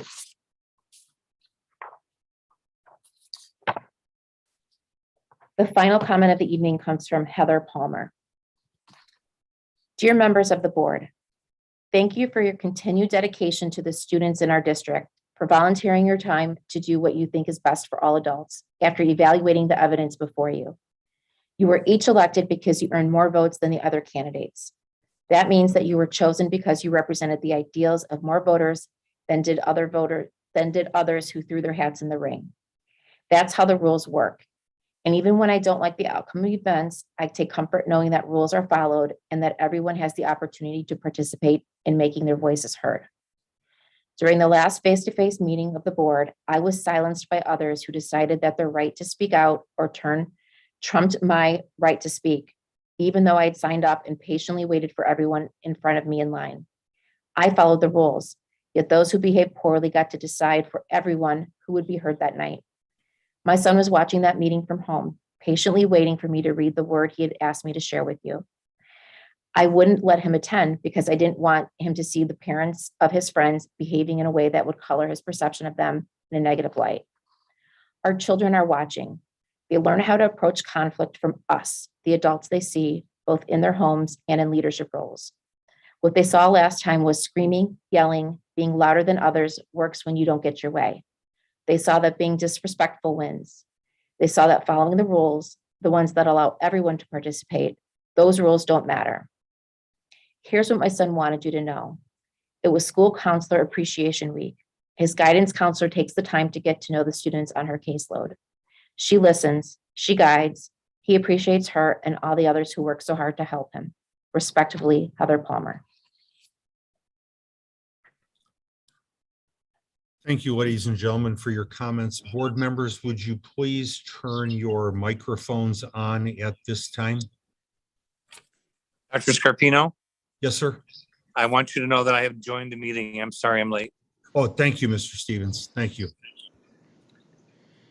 Item number 5 for closed session. Do I have a motion to go into closed session for the purpose of discussing 1, pending or probable litigation against, affecting, or on behalf of the district, 2, parentheses 11. Number 2, security procedures, school building safety and security, and the use of personnel to respond to an actual, a threatened, or a reasonably potential danger to the safety of employees, students, staff, the public, or public property, 2, parentheses 8. And 3, collective negotiating matters between the public body and its employees or their representatives, 2, parentheses, paren 2. Do I have a motion? So moved. Is there a second? Second. Second, Thank you, Madam Secretary. Would you please take the roll? Fiorentino, Aye. Thomas, Aye. Zeller, Aye. Lamarca, aye. Scarpino, Aye. Stevens, aye. and Burkett. Aye. Motion passes 7-0. Thank you. Ladies and gentlemen, I do not know how long closed session is going to do. We do are going to take. I realize we do have a lot to discuss. I would say the absolute minimum time that we will be in closed session will be 30 minutes. If it is longer than that, what we will do is either I or a representative will come out and try to give you a heads up about how much longer we will be in closed session. So at this time, we'll be going to closed session.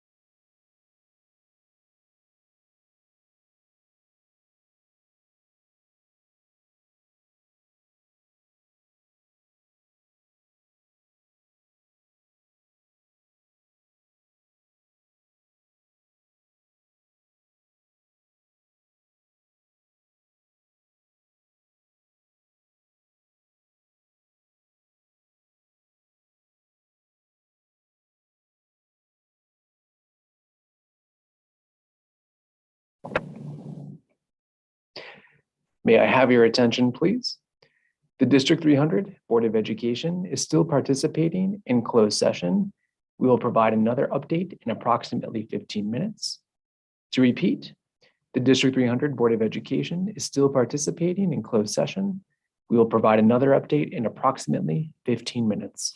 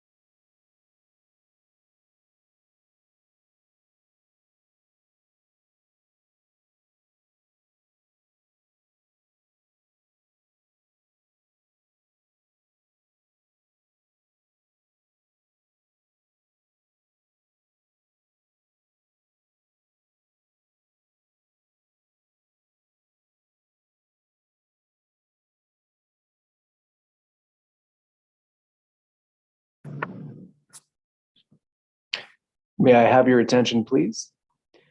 The District 300 Board of Education is still in closed session. They expect to return at approximately 8:45 p.m. We will provide another update if we receive any additional information. To repeat, the District 300 Board of Education is still in closed session. They expect to return at approximately 8:45 p.m. and we will provide another update if we receive any additional information.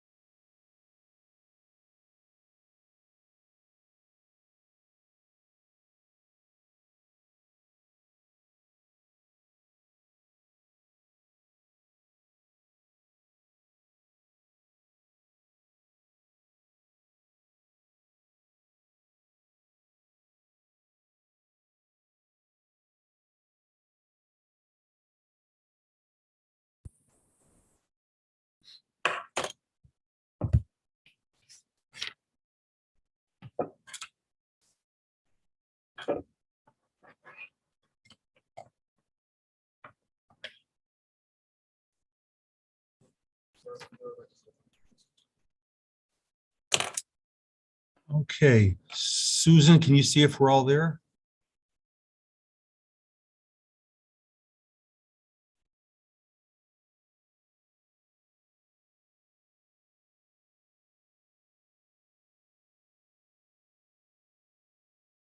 We have 6 of you. We're missing Joe. Okay. Good evening, everyone. On behalf of the Community Unit School District 300 Board of Education, I would like to reconvene the meeting of the Community Unit School District 300 Board of Education to order for Sunday, February 20th, 2022. Madam Secretary, would you please take the roll? Yes, Burkett, Present. Fiorentino, Present. Lamarca, present, Scarpino, Present. Stevens. Mr. Stevens. Mr. Thomas, Present. Zettler. Present. Right now, Mr. President, you have 6 board members present. Leslie, Joe just joined you. Oh, okay, Stevens. Hey. Okay, got it. Okay, good. So all 7 of us are here. Wonderful. We are now on item number 7, the superintendent's report. Ms. Harkin? Yes. So good evening, board members and District 300 community. Tonight, we are here to continue our discussion from February 11th, 2022's board meeting after receiving the appellate court's ruling on the district's ability to require masking and excluding students for being a close contact. I hope to provide a broader context for our current situation and an understanding of how we can navigate these challenging times together. Please know that this is a very complex situation that at times has been made more confusing by ambiguous media reporting. This evening, my goal is to provide our community with transparency about what the appellate court's decision means for District 300 and clarify what options are available to the Board of Education. Next slide, please. So as a reminder, at the February 11th board meeting, we discussed, irrespective of the outcome of the appellate court ruling, that we believe that our data is trending in a way that our metrics show that we're continuing to see a decrease in our positivity rates. So we discussed developing local metrics. We discussed talking to staff about what additional PPE needs they might have. And we also spoke about families and how we would reach out to them to address any concerns that they may have. We can go to the next slide. And I just want to remind everybody again, throughout the pandemic, we have had 3 overarching priorities. First priority is to maintain in-person instruction safely. We've tried to minimize quarantining periods, and we've indicated that we would comply with all legal requirements.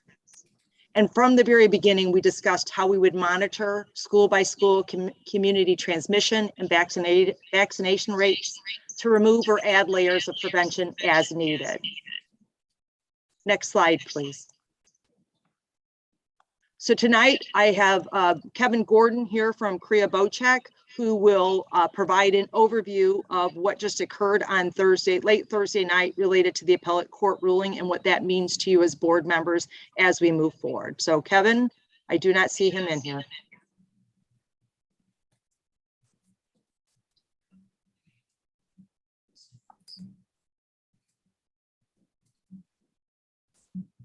Okay, one moment, please. I need to figure out how I get the attorney on. So one moment, please. Okay, all righty.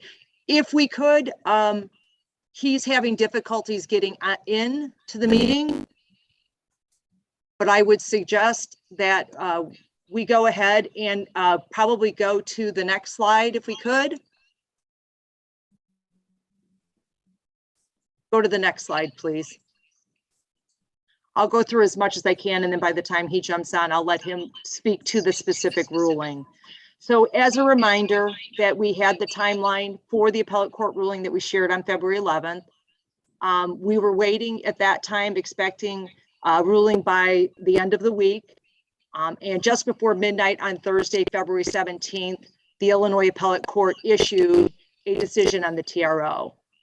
And as was discussed previously, we always stated that we would comply with the ruling of the Illinois Appellate Court. Next slide, please. So one of the things that we wanted to make clear of what the purview of the ruling was.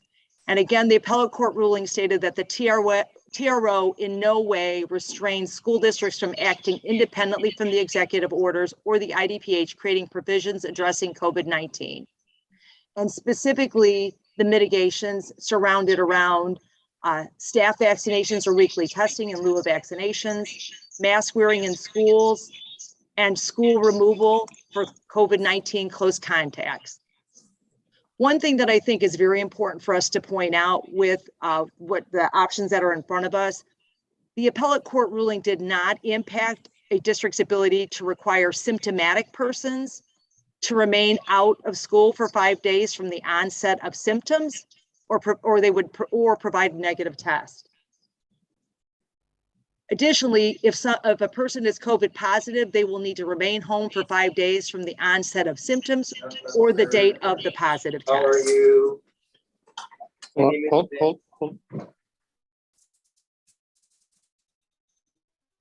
So I think, Doc, if you're okay, I may grab Colleen and have her come in and have her provide an overview in relationship to the appellate court, and that will just take me a minute. So I'm going to put myself on mute and on stop my video till I get her on.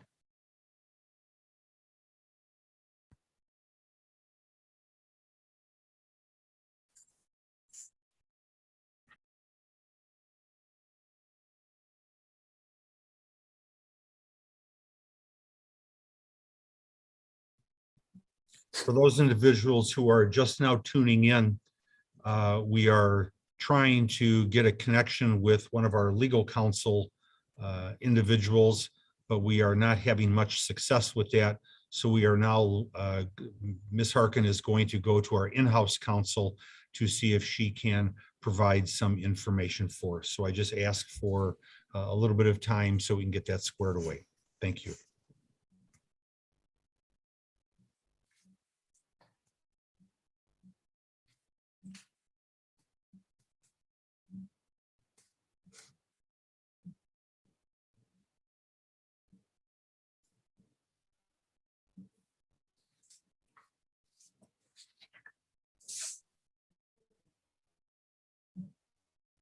If you'll just give us another minute or so, Dr. Scarpino, the gentleman will be calling in. Okay, that's fine. Sure.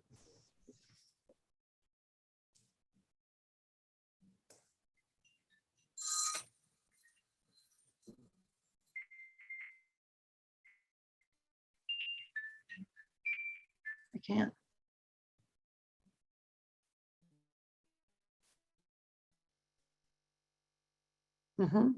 So you're going to have to jump out if you can't.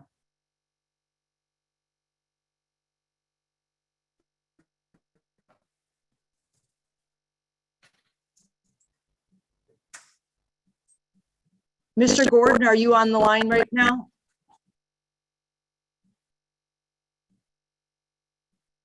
You'll need to unmute. I believe I see you there, but I see that you're muted.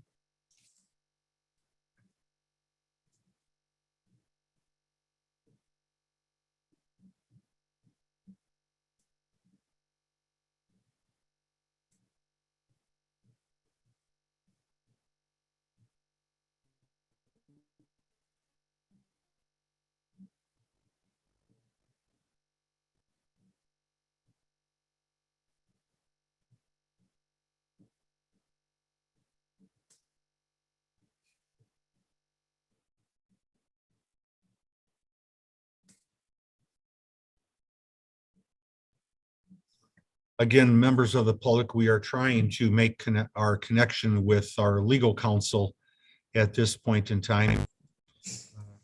Dr. Scarpino, yes, he's still having a hard time getting in, so Colleen will be jumping on. Thank you. I appreciate internal that. counsel. Thank you.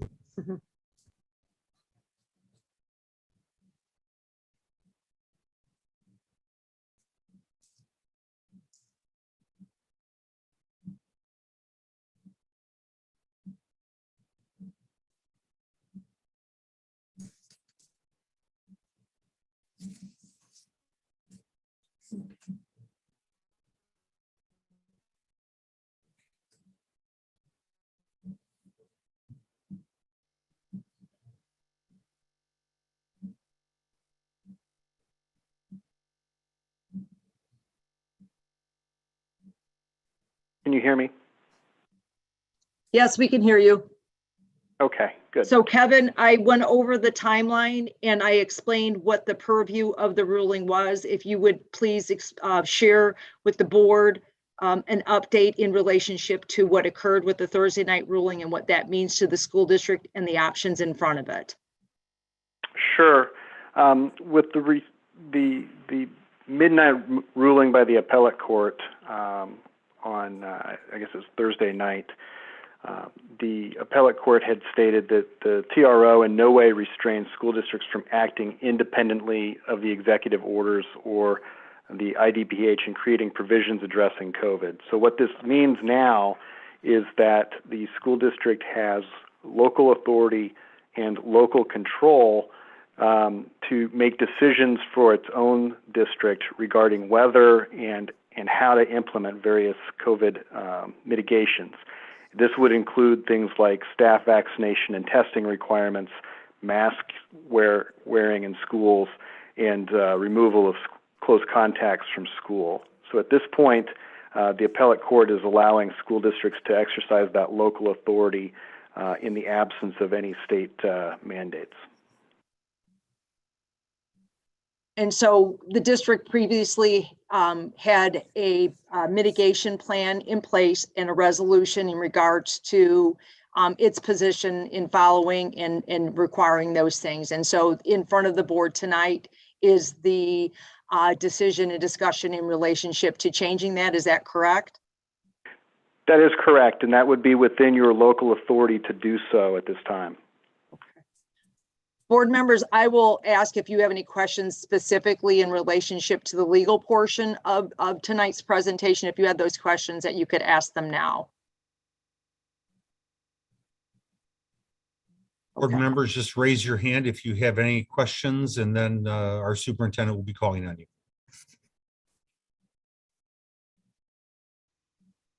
All right, Dr. Scarpino, thank you, Mr. Gordon. If we could advance to the next slide then, please.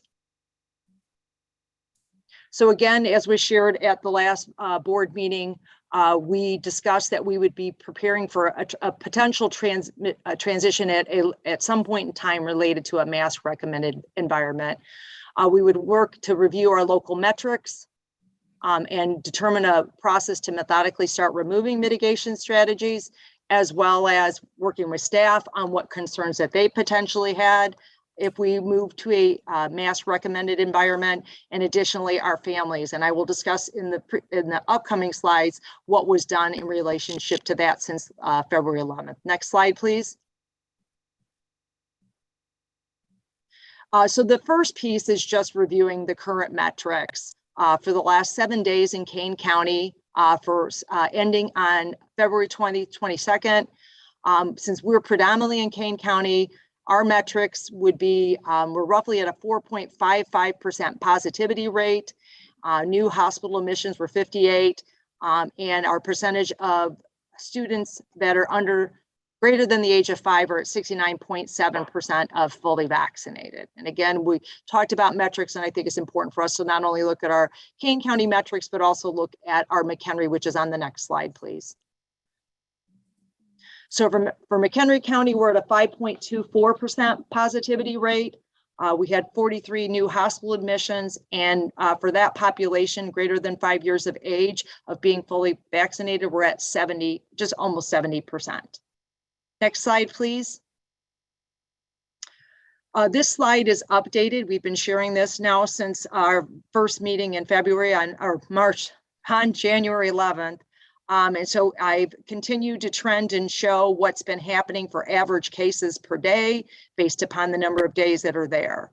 As a reminder, we hit our high point of average cases per day at 58.5 for staff and students. And as of the week of 2/12 to 2/18, we have 5 positive staff cases and 25 positive student cases for a total of 30 positive reported cases. And again, we had 1,123 for a 24-day period in right after winter break, and almost 1,000 in a 17-day period in the middle part of January. Next slide, please. So the next portion, I think, as we transition to talking about metrics, it's important for us to look at building level positivity rates. So this shows our positivity rates since January 1st, broken out by classification and overall showing our district-wide positivity rates. Week of January 7th, we had a 3.4% positivity rate. And as of February 18th, we have a 0.1% positivity rate. For the week of January 7th, we had 19 schools that would have been in greater than 3% positivity.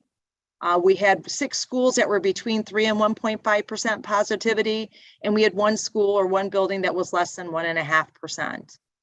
As you can see, it continued to trend down through February 18th. To the point of February 18th, we have no red buildings or buildings that have a greater than 3% positivity. We have 0 schools that are between 3 and 1.5% positivity. And we have 12 schools that have less than 1.5, and we have 15 buildings that have no cases at all as of the week of February 18th.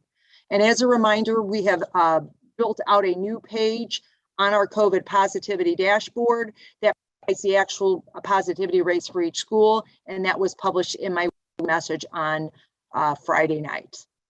Next slide, please. So after we talked about metrics, we talked about last week that we would start working with staff to help support them for a mask recommended environment. On Monday, February 14th, the Human Resources Department reached out to staff to gather information about transitioning to a mask recommended environment in an effort to make sure we could supply additional PPE requests to address any individual health concerns and speak specifically with individuals regarding any other additional supports they needed. We have made all of those phone calls and we have delivered all of the PPE requests as of Friday. And just as a reminder, the building have ample supplies of KN95 masks for staff and members should they want one. Next slide, please. So we also talked about reaching out to our families to find out what supports they would need for a mask recommended environment. On Wednesday, February 16th, district administration reached out to district families to gather information about that transition to a mask recommended environment, to speak to them specifically about any individual health concerns and speak with them about any other supports that they might need. I will tell you, everyone that has reached out to the Education Services Department through Shelley Nackey have received phone calls back.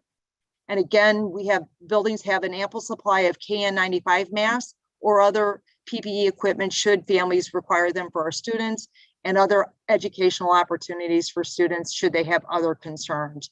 But I can tell you every single phone call of a parent that reached out to the Education Services Department, those phone calls have been returned.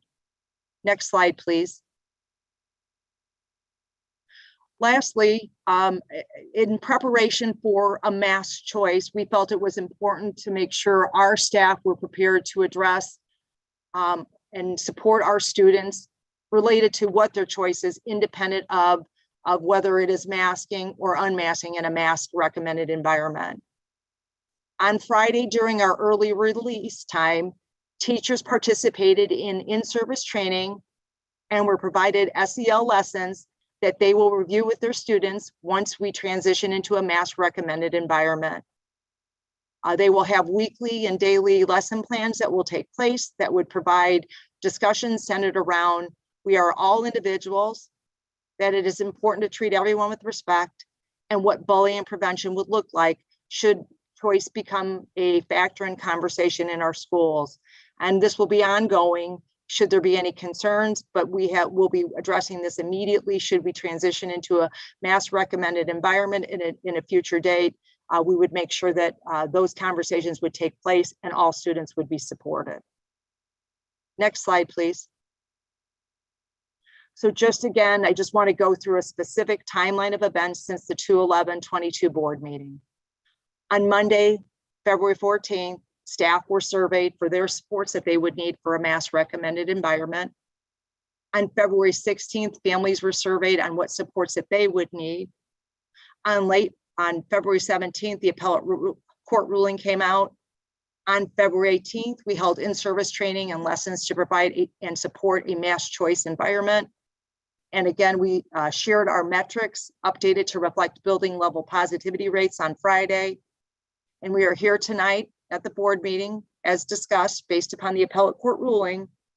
The board will be voting on requirements for masking, school removal, and vaccination or testing in lieu of vaccination for staff due to the appellate court's ruling that the local control on these topics resides with the Board of Education. Next slide, please.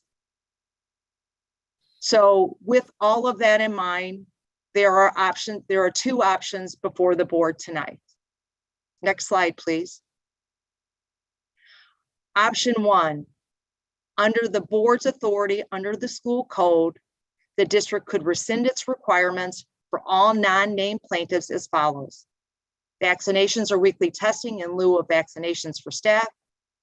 It could rescind its requirement for mask wearing in schools. It could rescind its requirements for school removal should a staff or student be a close contact to a COVID positive person. If the board votes for this option, the board would determine the date it goes into effect, which could be as early as Tuesday, February 22nd, 2022.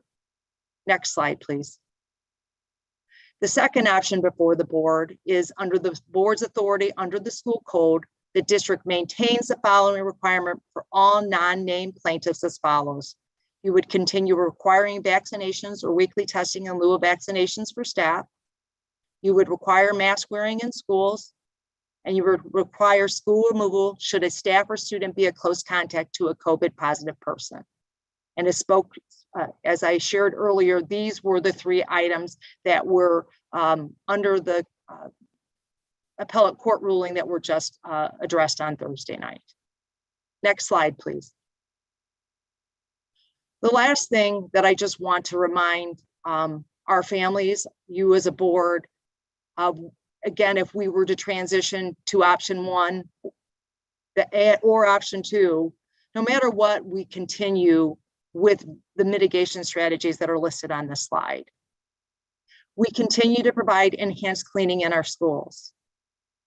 We supply KN95 masks for all staff and students if requested.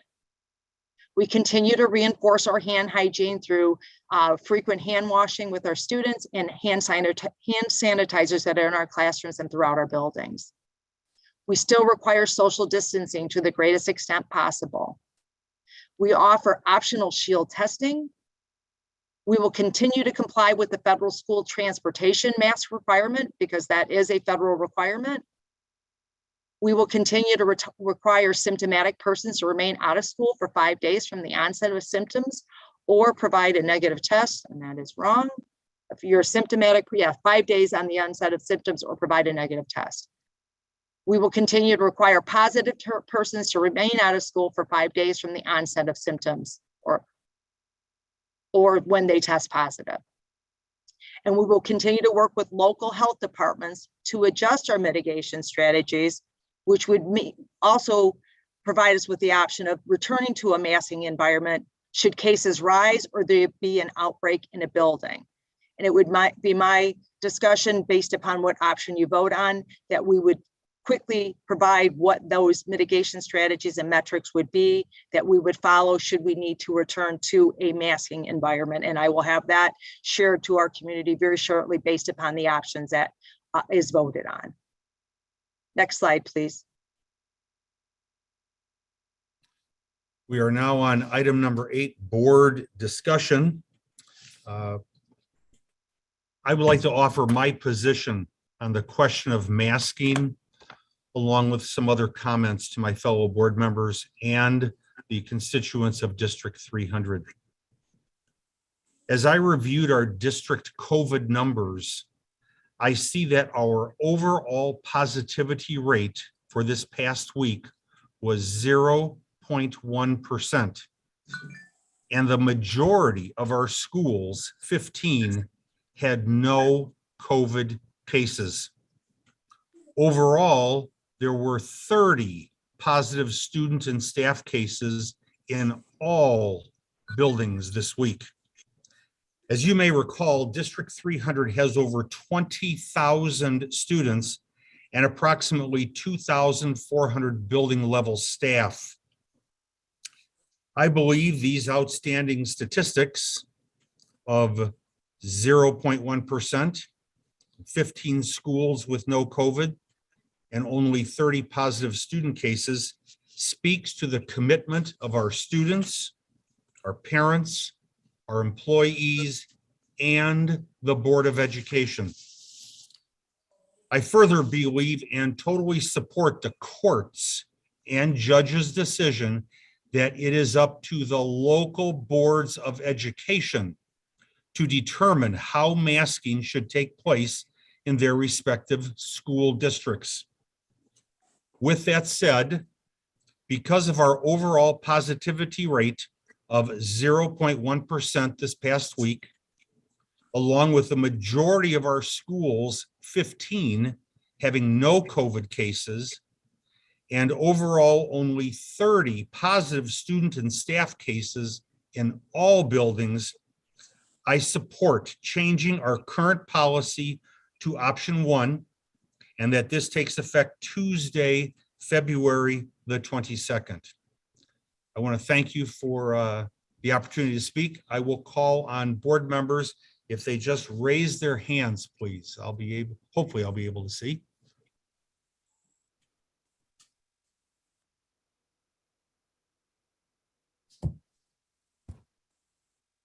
I believe Steve's hand is up. Steve, Dr. I'm sorry, Scarpino. I didn't see it. Okay, Steve, I'm sorry. Go ahead. Ms. Fiorentino. Yes, thank you. I'd like to start out by thanking Superintendent Harkin and the entire staff for their ongoing, outstanding, and transparent updates to the community. Also, a big thank you to so many students, parents, teachers, and staff for your honest and heartfelt messages, and for virtually showing up tonight, as well as our previous meetings. Although I tried my best, I did fall short in replying to emails. I just want you to know, though, however, that I read every one, and I felt your passion and commitment to quality education and what was best for your student and your situation. These hundreds of messages allowed me to gain updated and new perspective around what a struggle we continue to have due to this pandemic and all the safety issues that surround it. Although I was interested and touched by the many personal testimonies as a member of the board and as a person that came out of a science and research profession, I continue to place great emphasis on the data, which Dr. Scarpino just reviewed, as well as ongoing and updated research and science regarding the latest phases of this pandemic. I study and read about the issue frequently, and because of this, I want to see our children unmasked at the earliest possible time, if that is what is best for them and their family situation. However, I do understand and acknowledge that this may not be what is best for all of our students and staff. I appreciate the new and complex options before us and believe we as a community can continue to move forward, lessening our mitigations. Now, by no means is this a perfect choice for everyone, yet I must continue to make choices and decisions based on what is around us locally, statewide, and nationally. This issue continues to be ever challenging and ever changing. This may not be what's best for all, and therefore many may have to choose what is best for their students and their families. I remain committed to finding ways to get back to our new normal and reduce various mitigation techniques. We will continue to make adjustments to our layered mitigation as the circumstances warrant. And I suggest to all our community to be safe and patient, as in my opinion, D300 should allow the choice or mask optional suggested with KN95 masks or protocols. Now I plead with our parents,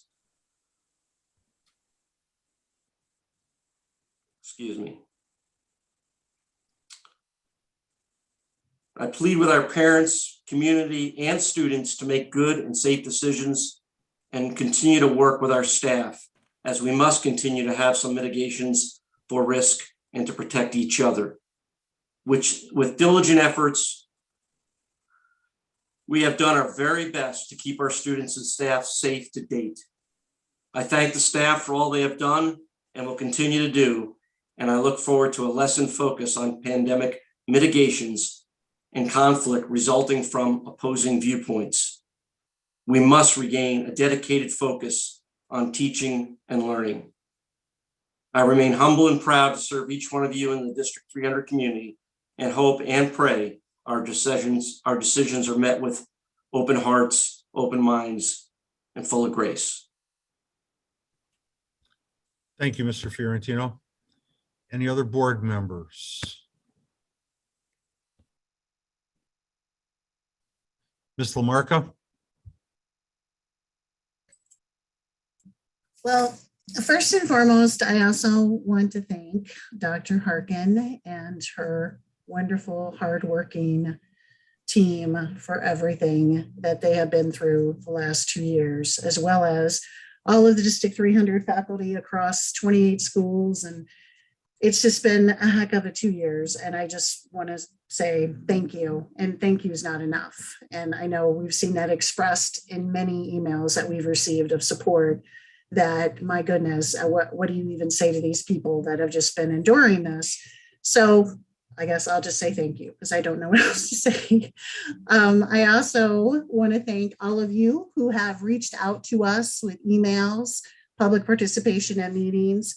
It hasn't always been a pleasant experience. I'm not going to lie. I'm, not going to paint that a different color than it is, but it is, but it's been eye-opening, and I want to thank you for your honesty, for your bravery. I loved, even though I maybe didn't appreciate some of what they had to say, I really did appreciate the fact that many students over the last, I'm just going to go back 2 years, have been before us to talk to us. And I just think that shows incredible bravery. And I'm just impressed by that alone.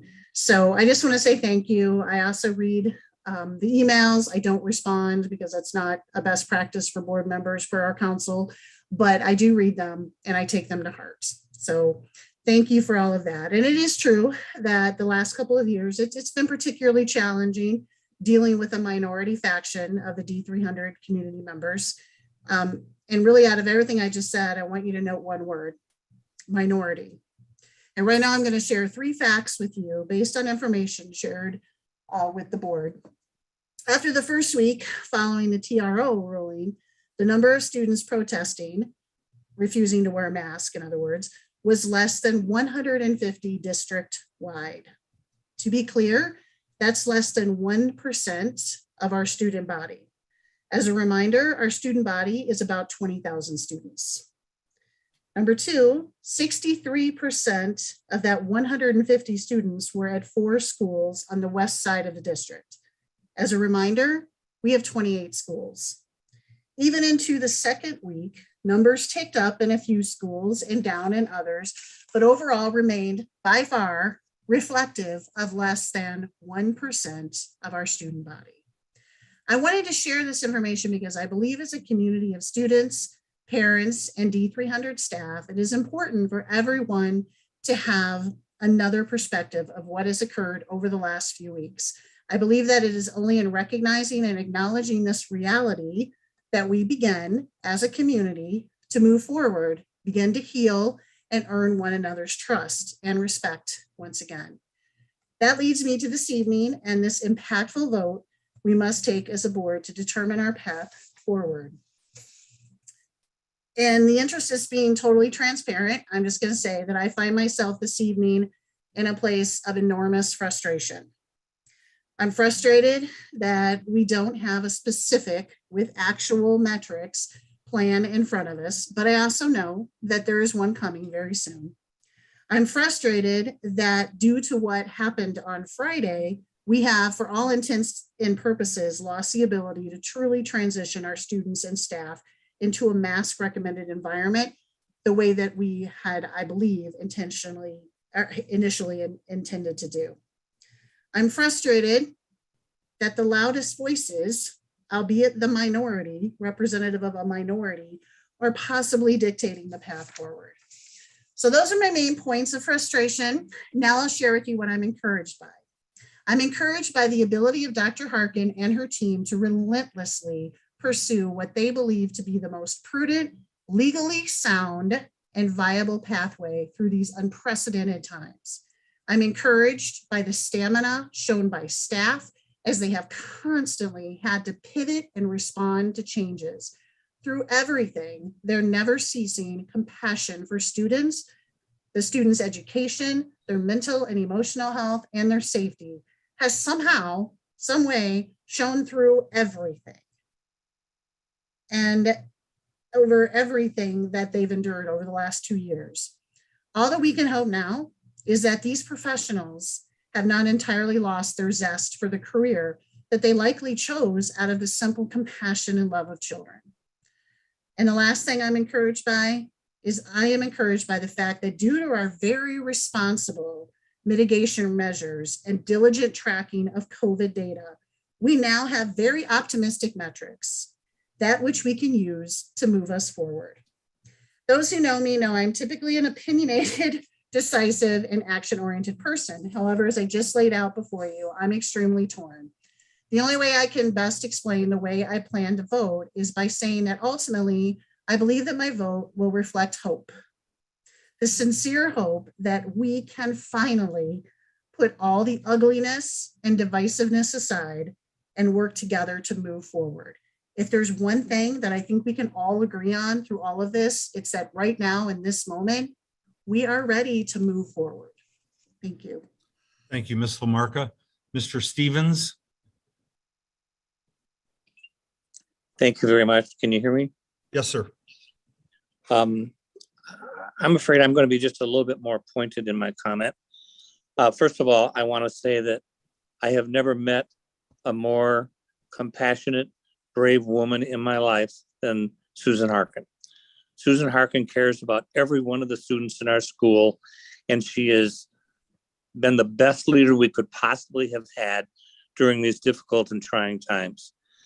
I think that when I look back at the judge's decision in Sangamon County, I fault that judge not for what she intended to do, but for screwing up an order so badly that nobody knew what the heck it said. And we will certainly always follow the courts. And I appreciate the fact that the appellate court ruled that it's a local control issue with the local school boards. I agree with that. I'd like to talk a little bit about what I think I have experienced during this last 2 years.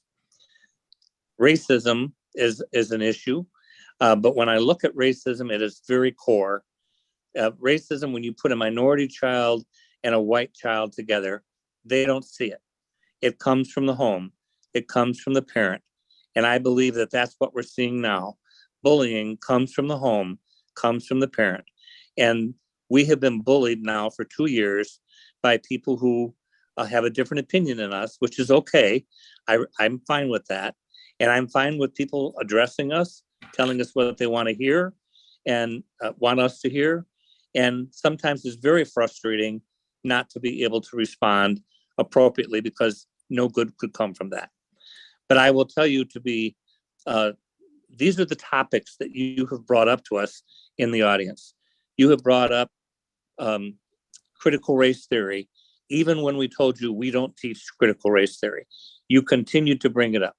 You talked about LGBT rights when that was never part of the discussion. You brought up and talked about, one person talked about transgenders getting raped in the bathroom. What the hell is that about? And I specifically want to address the issue of Dr. Scarpino's comment about playing for the camera. If you go back and review old board meetings, you will see whenever there was an uproar or a disturbance in the crowd, when someone was trying to speak, regardless of what they were trying to say, Dr. Scarpino was trying to quiet the crowd to show the speaker some respect. When he made that comment, that's exactly what he was trying to do. He was not addressing the student who was trying to speak. He was trying to give her the respect that she needed to be able to speak without interruption. And so many people have misinterpreted that. It is laughable when I listen to the people quote the law to us who don't know what in the heck they're talking about. It's very frustrating. Many of you, not all of you, but many of you have been bullies. To be standing in parking lots with megahorns talking to students is totally inappropriate. This board, in my opinion, is not elected to represent all parents.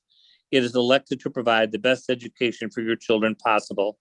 And if you look at the history of D300, you will see that many districts around us pattern themselves after what District 300 has done.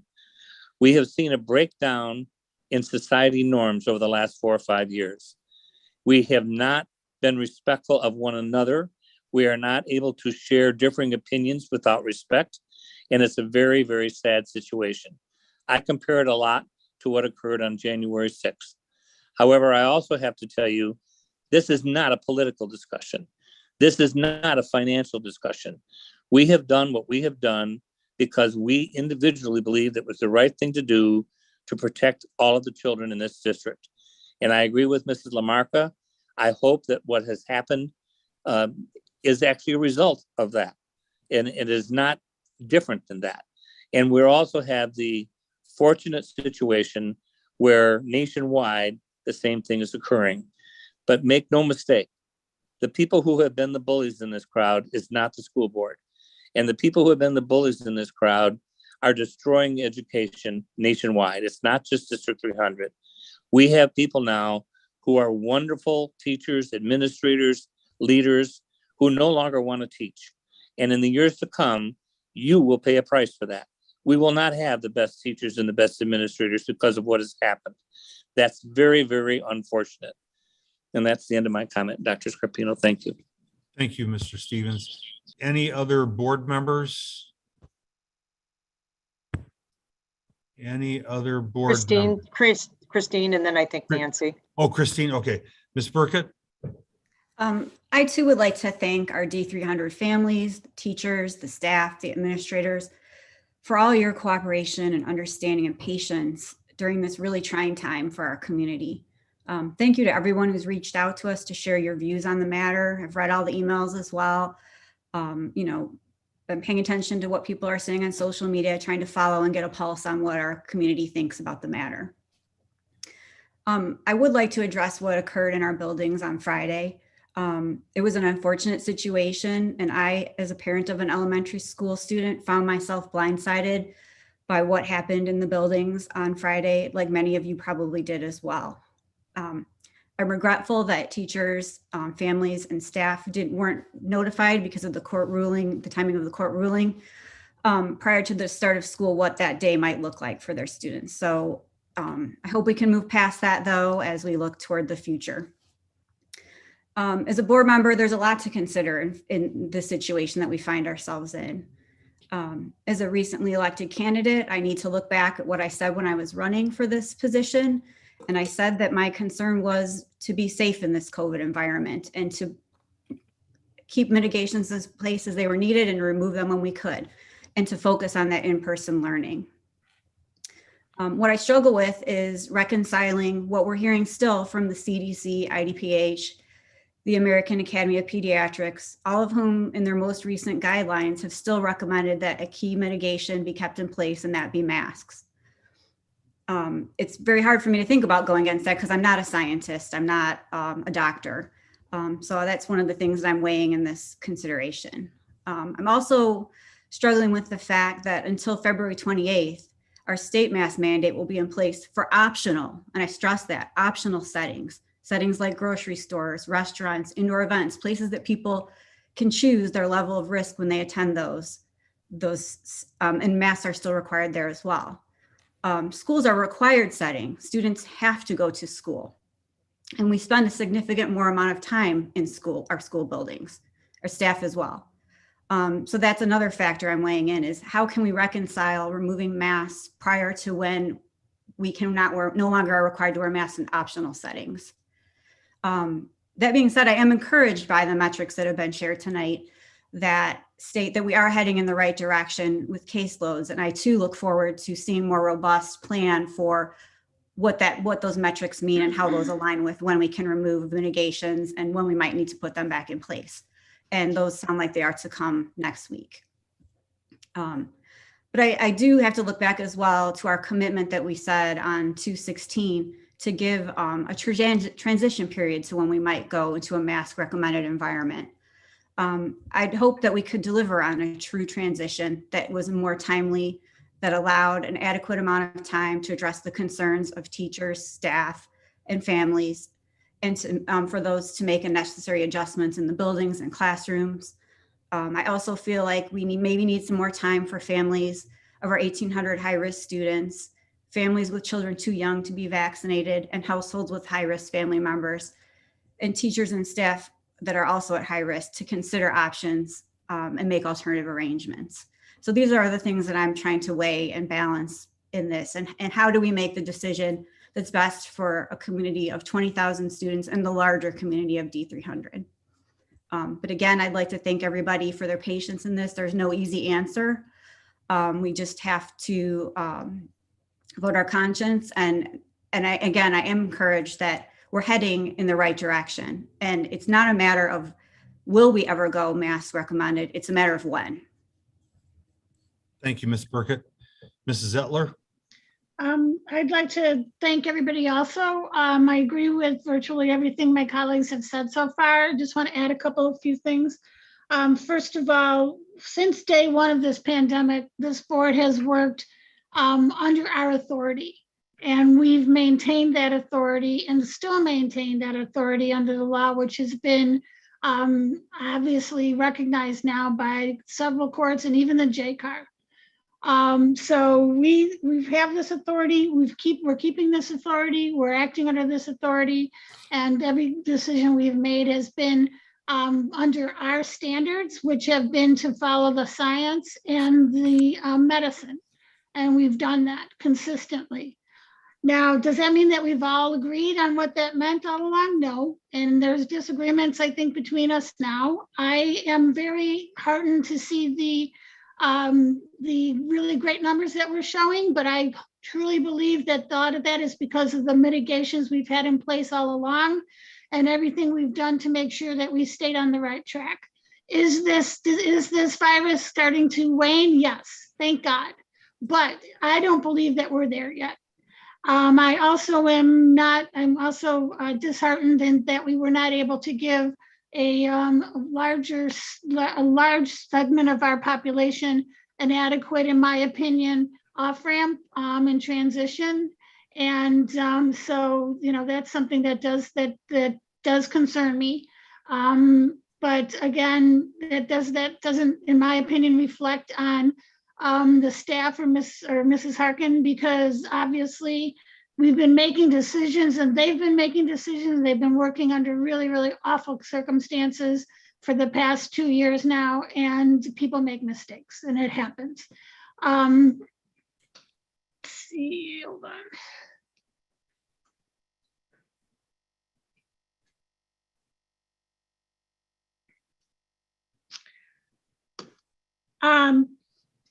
Kind of to tag on to something Joe had said, there have been a very small number of people in this community that have been awful to our staff and to our administration. I posted something on a Facebook page the other day saying, stop attacking teachers. And the page was flooded with people who, and I didn't say a name. I didn't refer to a group or anything. I just said, stop attacking our teachers. And I got so many very strange comments on there from people who, you know, and I made the point at one point, if you haven't attacked a teacher, then you shouldn't be so upset about this. But they were upset. They were calling me a liar. They were saying that it never happened. And I can assure you, from the top down, people that work in this district have been attacked verbally. They've been threatened physically. They've been threatened with legal action. They've been harassed. They've been treated like garbage, and it has to stop. I don't care if you agree with what we do or not.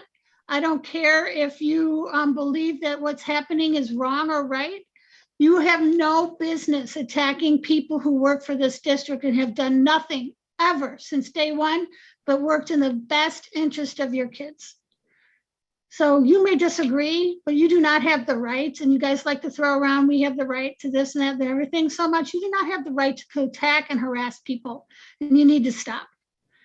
I am 110% behind this administration. I'm 100% behind Susan Harkin, and I'm 110% behind this board and everybody who has worked really hard this past few years and will continue to work really hard for as long as it takes to make sure that these kids stay in school as long as they can and stay healthy as long as we can, including every aspect of our district, from kids with immunodeficiency problems, with kids who are other kids that are high risk, your everyday kid with everyday parents who just want to make sure that their kids are still healthy and they have what they need to stay that way. If that means a mask to them or not, that's now up to them. But we have to start treating our school like the safe place and the place for education that it is, and the place that is meant to take our kids into the future. And I'd like to thank again, everybody on this board, all the parents and kids and teachers and staff and everybody else who's worked really hard and will continue to. That's all I have. Thank you. Thank you, Ms. Zettler. Any other board member? Mr. Thomas? Yes, good evening. I would like to also thank Susan and her staff and team. I mean, these are trying times for all of us. I moved into this community because I felt it was a good community for my family. I've been here around 7-8 years. I have a son in high school. I had a younger son that graduated from Dundee High School, and I have 3 granddaughters in this school. So I ran to make a difference. I'm very invested in the production, and I'm committed to making sure that all of our children are safe. That's most important for me. And as you heard from the previous board members, that was always our decision, to make sure that all of our students were safe. And I do echo what a few board members were saying. I raised my children and my young adults to treat everyone with dignity and respect, regardless of how we feel about each other's opinion, the honking of the horns, the loud outbursts.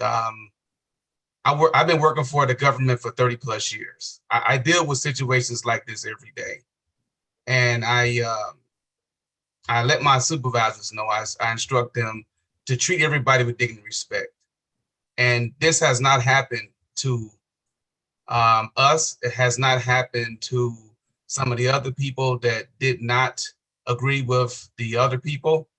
And, that's embarrassing. And I actually was embarrassed to live in this community. I hear it outside the community from other people that has heard it. And we're better than this. Like I said, there's always should be a separation from the way adults act and the way we raise our children. I tell my employees at work, how would you feel if your child disrespected a teacher? Would you allow that to happen? Or would you as a parent tell your child to respect authority? It's not about whether you agree with the person or not, but it's more so is we all should be allowed to share what we think and then make a decision based on that. And we will be making a vote here shortly. And I'm hoping that as a community, we come back together, regardless of the decisions that we make, because we in all this together. I mean, like I said, I'm invested. I have children here. So I do want the best for my son, his friends, and every other student that's in this community. We play basketball in this community. I'm out walking in this community. So I'm out here. So I do want the best interests for everyone in this community. That's all I have to say. Thank you. Thank you, Mr. Thomas. I believe all board members have contributed to this discussion, and I truly appreciate that. With that said, I'm going to move on to item number 9, roll call item. Based on the superintendent's report, and the board discussion, I would like to read a resolution for consideration. The resolution is regarding local control to mitigate COVID-19.